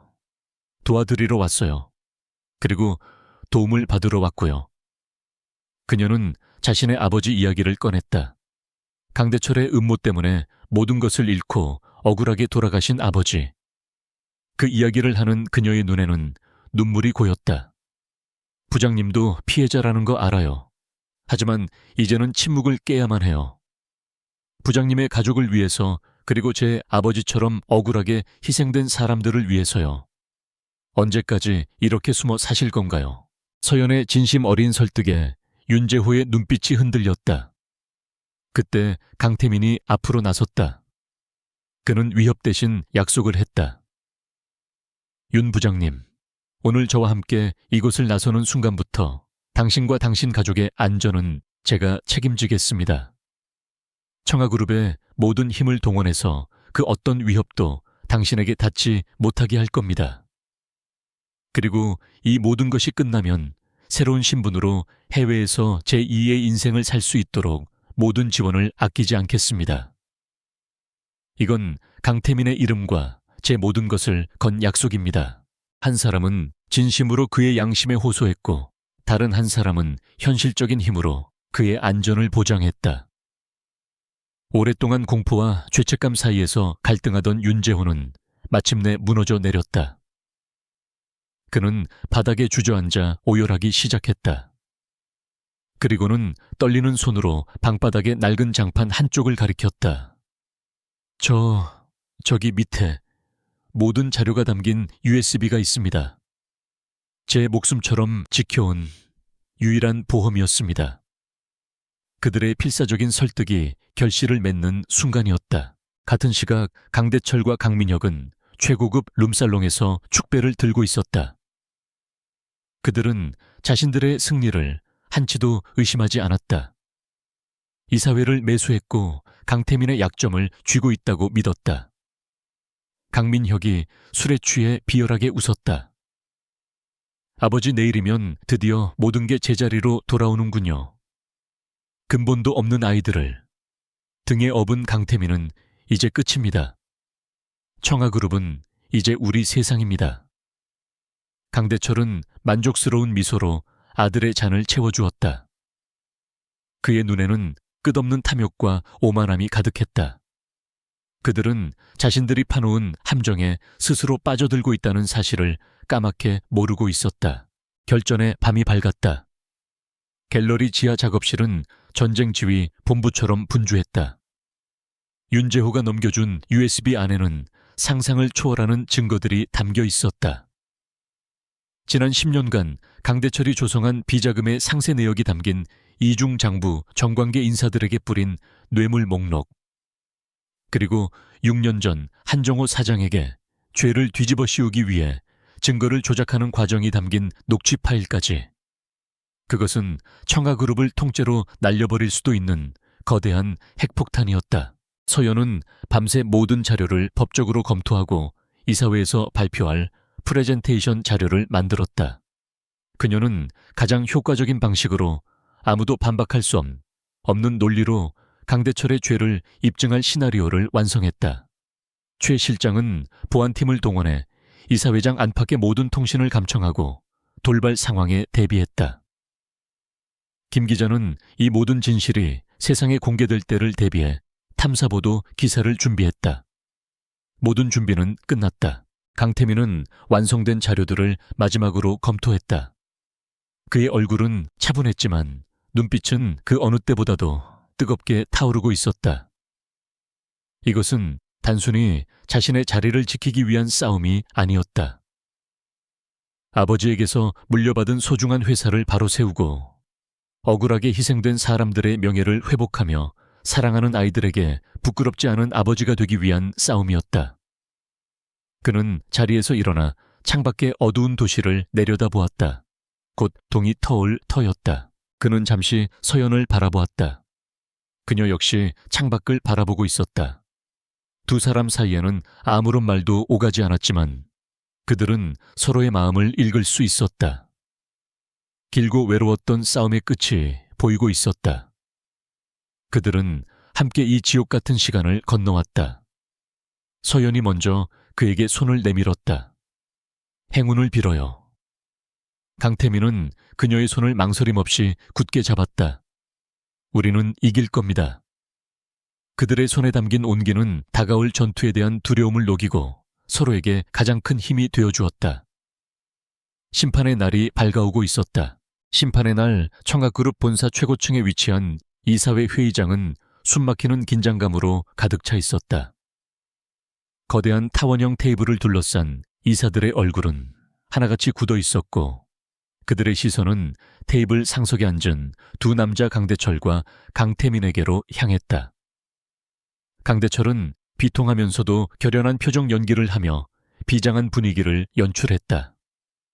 반면 강태민은 평소와 다름없는 무표정한 얼굴로 앉아있어 그 속내를 전혀 짐작할 수 없었다. 이사들 대부분은 그가 이미 패배를 직감하고 모든 것을 체념했다고 생각했다. 강대철이 먼저 자리에서 일어나 무겁게 입을 열었다. 존경하는 이사님들, 오늘 제가 이렇게 긴급 이사회를 소집한 것은 참담한 심정으로 그룹의 미래를 위한 중대한 결정을 내리기 위함입니다. 그는 준비해온 자료들을 화면에 띄우며 강태민에 대한 공격을 시작했다. 자료들은 하나같이 교묘하게 조작된 것들이었다. 강태민이 무리하게 추진한 신사업의 실패 가능성을 부풀린 보고서, 한서연과의 관계를 불건전한 치적 문제로 몰아가는 파파라치 사진들, 그리고 그의 리더십에 문제가 있다는 가짜 전문가 인터뷰 영상까지. 그의 프레젠테이션은 한편의 잘 짜인 연극과도 같았다. 그는 강태민을 회사에 막대한 손해를 끼치고 사생활 문제로 그룹의 명예를 실추시킨 무능하고 부도덕한 총수로 몰아갔다. 그의 편에 선 이사들은 약속이라도 한 듯 탄식과 우려의 목소리를 내며 분위기를 잡았다. 청아그룹의 창업 정신을 위해서, 그리고 주주들의 이익을 위해서 우리는 고통스럽지만 결단을 내려야만 합니다. 강태민 회장의 해임안을 안건으로 상정하고 표결에 붙여주실 것을 정식으로 제안합니다. 강대철의 목소리가 회의장을 가득 메웠고 이제 모든 것이 끝난 것처럼 보였다. 바로 그 순간이었다. 모두의 시선이 강태민에게 쏠렸다. 그는 자리에서 일어나거나 변명을 하지 않았다. 대신 그는 나지막하지만 회의장 전체를 울리는 분명한 목소리로 말했다. 숙부님의 제안에 대한 표결에 앞서 저는 이사님들께 그룹이 현재 직면한 진정한 리스크에 대해 먼저 보고 드릴 의무가 있습니다. 그의 예기치 못한 발언에 회의장은 순간 술렁였다. 강대철의 미간이 미세하게 좁혀졌다. 강태민은 아랑곳하지 않고 말을 이었다. 이 안건을 위해 오늘 특별 법률 고문을 한 분 모셨습니다. 그의 말이 끝나기가 무섭게 회의장 뒷문이 열리고 한서연이 안으로 들어섰다. 그녀는 단정한 변호사 복장으로 한치의 흐트러짐도 없는 당당한 걸음걸이로 회의장 중앙을 향해 걸어왔다. 그녀의 등장은 그 자체로 하나의 거대한 충격이었다. 이사들은 스캔들의 주인공이 직접 이사회에 나타난 상황을 이해하지 못하고 웅성거렸다. 강대철과 강민혁의 얼굴은 경악으로 하얗게 질렸다. 서려연은 이사들의 시선을 하나하나 마주하며 가볍게 목례를 한 뒤 프레젠테이션을 시작했다. 그녀의 첫 화면에는 청아그룹 내부 비자금 및 횡령 사건 보고라는 제목이 떠올랐다. 제가 오늘 이 자리에서 보고 드릴 내용은 한 개인의 사생활 문제가 아닌 우리 그룹의 존폐를 위협할 수 있는 조직적인 범죄에 관한 것입니다. 그녀의 목소리는 차분했지만 얼음처럼 날카로웠다. 그녀는 첫 번째 증거로 이중장부의 데이터를 화면에 띄웠다. 화면 가득히 복잡한 숫자와 계좌 번호들이 나타났다.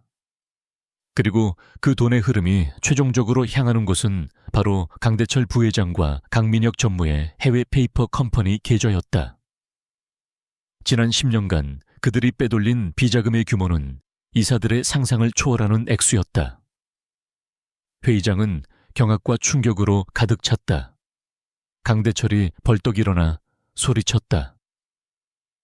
거짓말 저건 전부 조작된 자료다. 저 여자가 사적인 감정으로 회장에게 복수하기 위해 꾸며낸 연극이라고. 하지만 그의 발악은 서연의 다음 증거 앞에서 무력해졌다.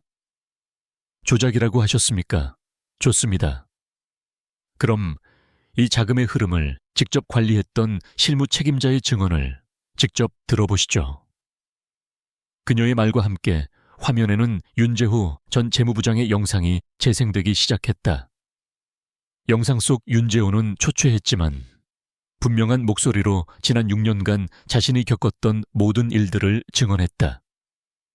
강대철의 지시로 어떻게 비자금을 조성했고 어떻게 한정호 사장에게 죄를 뒤집어 씌웠으며 그 후 어떻게 협박을 받으며 살아왔는지를 눈물로 고백했다. 영상 속에는 윤재호가 몰래 녹음했던 강민혁의 음성 파일도 포함되어 있었다. 윤 부장, 이번 일만 잘 처리하면 평생 먹고 살 돈을 챙겨주지. 하지만 만약 딴 생각을 품는다면 당신뿐만 아니라 내 가족들까지 무사하지 못할 거야. 명백한 협박과 범죄 모의의 증거였다. 강민혁은 자신의 목소리가 회의장에 울려 퍼지자 사색이 되어 자리에 주저앉았다. 모든 것이 끝났다는 것을 직감한 것이다. 강대철은 마지막까지 발버둥 쳤다. 저건 강요된 증언이다. 강태민이 저놈을 협박해서 거짓 증언을 하도록 만든 거야. 그의 억지 주장에 이사들 중 누구도 동조하지 않았다. 그들의 시선은 이제 경멸과 분노로 가득 차 있었다. 서연은 그의 마지막 발악을 차갑게 짓밟았다.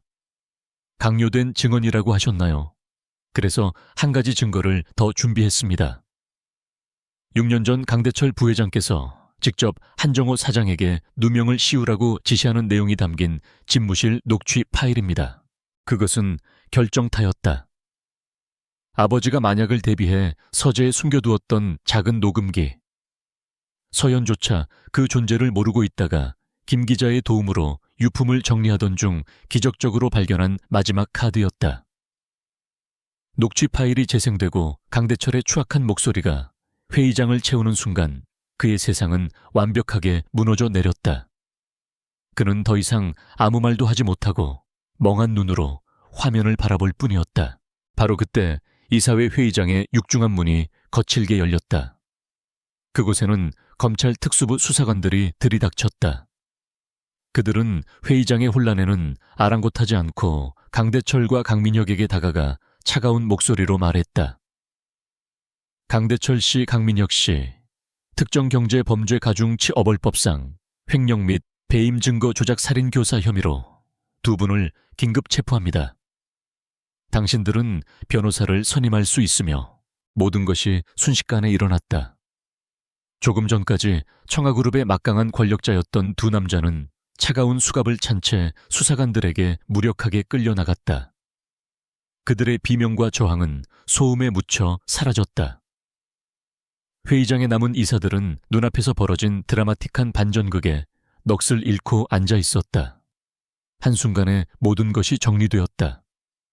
길고 길었던 싸움의 끝이었다. 모든 소란이 끝난 후 강태민은 자신의 자리에 조용히 서 있었다. 그는 무너져 내린 숙부의 빈자리를 말없이 내려다보았다. 그의 옆에는 서연이 나란히 서 있었다. 두 사람은 아무 말도 하지 않았지만 그들의 눈빛은 수만 가지 감정을 이야기하고 있었다. 마침내 되찾은 정의 아버지의 명예, 그리고 서로를 향한 깊은 신뢰와 미안함. 심판의 날은 그렇게 막을 내리고 있었다. 길고 어두웠던 터널의 끝에서 비로소 한 줄기 빛이 보이기 시작했다.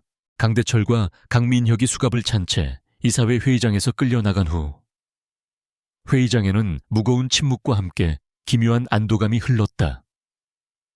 이사들은 방금 자신들의 눈앞에서 펼쳐진 거대한 폭풍의 전말을 온전히 소화하지 못한 채 멍하니 앉아 있었다. 청아그룹을 좀먹던 거대한 암덩어리가 마침내 제거되었다. 강태민은 흔들림 없는 목소리로 회의를 재개했다. 그의 목소리에는 승자의 오만함 대신 모든 것을 제자리로 돌려놓겠다는 굳은 책임감이 담겨 있었다.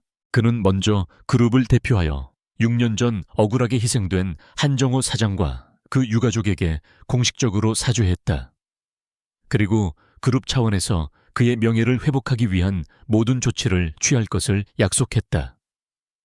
이어서 그는 강대철 일가가 저지른 비리로 인해 훼손된 기업 이미지를 쇄신하기 위한 고강도 개혁안을 발표했다.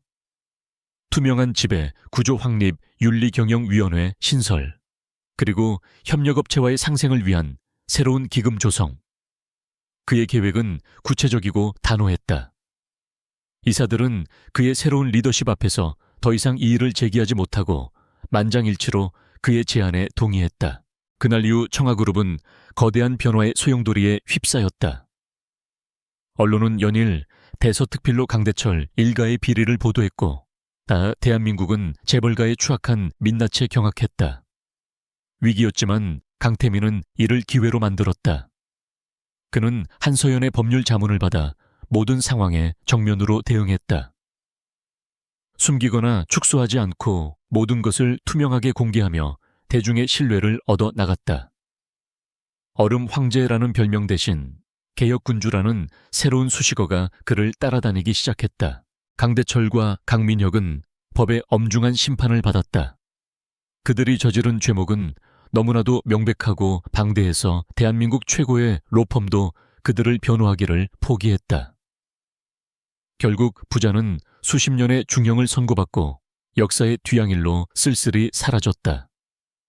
길고 지독했던 악연의 고리가 마침내 끊어지는 순간이었다.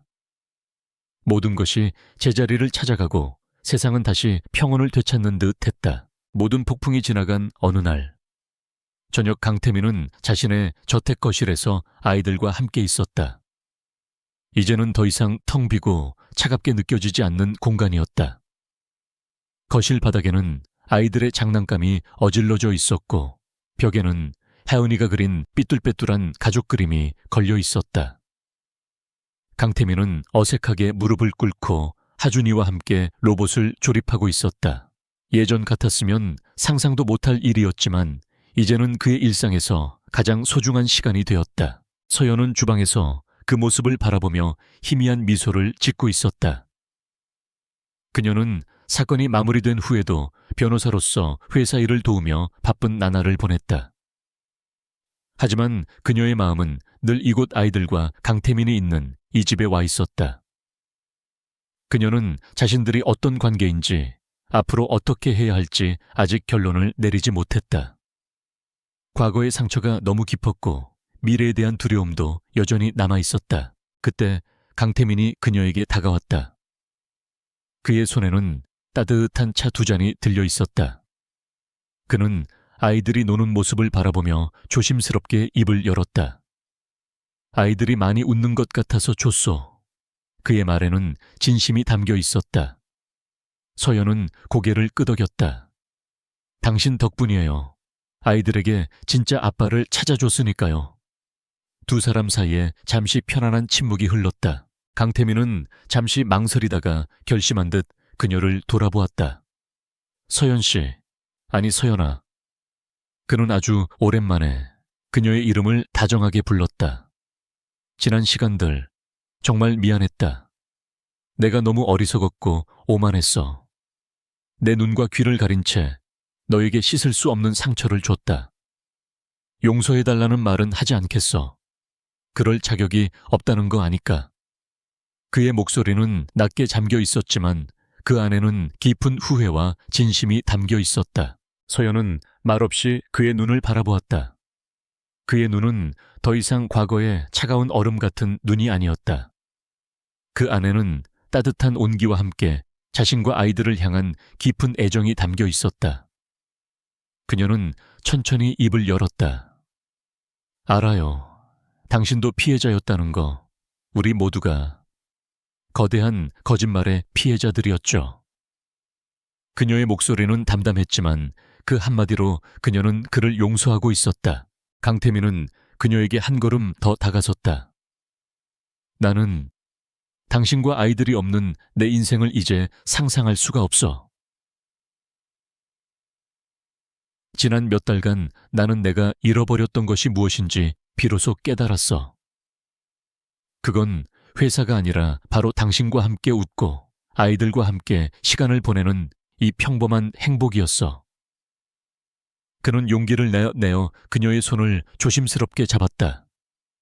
다시 시작할 기회를 주지 않겠나. 과거의 연인이 아니라 아이들의 아빠와 엄마로서, 그리고 서로에게 유일한 가족으로서 처음부터 아주 천천히. 그의 진심 어린 고백에 서연의 눈시울이 붉어졌다. 그녀 역시 마찬가지였다. 복수를 위해 시작한 일이었지만 그 과정 속에서 그녀는 자신이 여전히 그를 사랑하고 있다는 사실을 깨달았다. 그의 차가운 가면, 뒤에 숨겨진 여리고 따뜻한 마음을 다시 발견했다. 그녀는 그의 손을 마주 잡으며 고개를 끄덕였다. 눈물이 그녀의 뺨을 타고 흘러내렸다. 그것은 슬픔의 눈물이 아닌 기쁨과 안도의 눈물이었다. 몇 주 후 화창한 가을. 날이었다. 네 사람은 교회의 한적한 공원으로 나들이를 나왔다. 강태민은 더 이상 어색한 캐주얼 차림이 아니었다. 그는 편안한 스웨터 차림으로 하준이와 함께 축구공을 차며 잔디밭을 뛰어다녔다. 그의 얼굴에는 그가 평생 지어본 적 없는 아이처럼 해맑은 웃음이 가득했다. 서연은 벤치에 앉아 혜연이와 함께 스케치북에 그림을 그리며 그 모습을 행복하게 바라보았다. 하준이가 찬 공이 대굴대굴 굴러 서연의 발밑에 멈췄다. 강태민이 숨을 헐떡이며 달려왔다. 하준이와 하연이가 약속이라도 한 듯 엄마와 아빠의 손을 각각 잡아 끌어 서로 마주보게 했다. 아이들은 두 사람의 손을 한데 모아 꼭 잡게 만들었다. 그리고는 혜은이가 맑은 목소리로 물었다. 아빠, 엄마, 우리 이제 계속 같이 사는 거예요. 영원히요. 아이라, 아이의 순수한 질문에 강태민과 서연은 서로를 바라보며 웃었다. 강태민은 서연의 손을 더욱 굳게 잡았다. 그의 눈빛은 사랑한다는 수만 마디의 말보다 더 깊은 진심을 전하고 있었다. 서연은 아이들의 머리를 쓰다듬어 주며 세상에서 가장 행복한 목소리로 대답했다. 그래, 우리 아가들. 우리 이제 영원히 함께야. 네 사람은 나란히 손을 잡고 따스한 가을, 햇살 속을 걸어갔다. 길고 혹독했던 겨울이 마침내 끝나고 그들의 인생에 비로소 진짜 봄이 찾아오고 있었다. 상처와 오해로 얼룩졌던 과거는 이제 지나간 계절의 흔적으로 남을 뿐이었다. 그들 앞에는 함께 만들어갈 새로운 시작과 따뜻한 미래만이 펼쳐져 있었다. 청아그룹을 뒤흔들었던 거대한 폭풍은 결국 한 가족에게 세상에서 가장 소중한 행복을 찾아주기 위한 긴 여정이었는지도 몰랐다.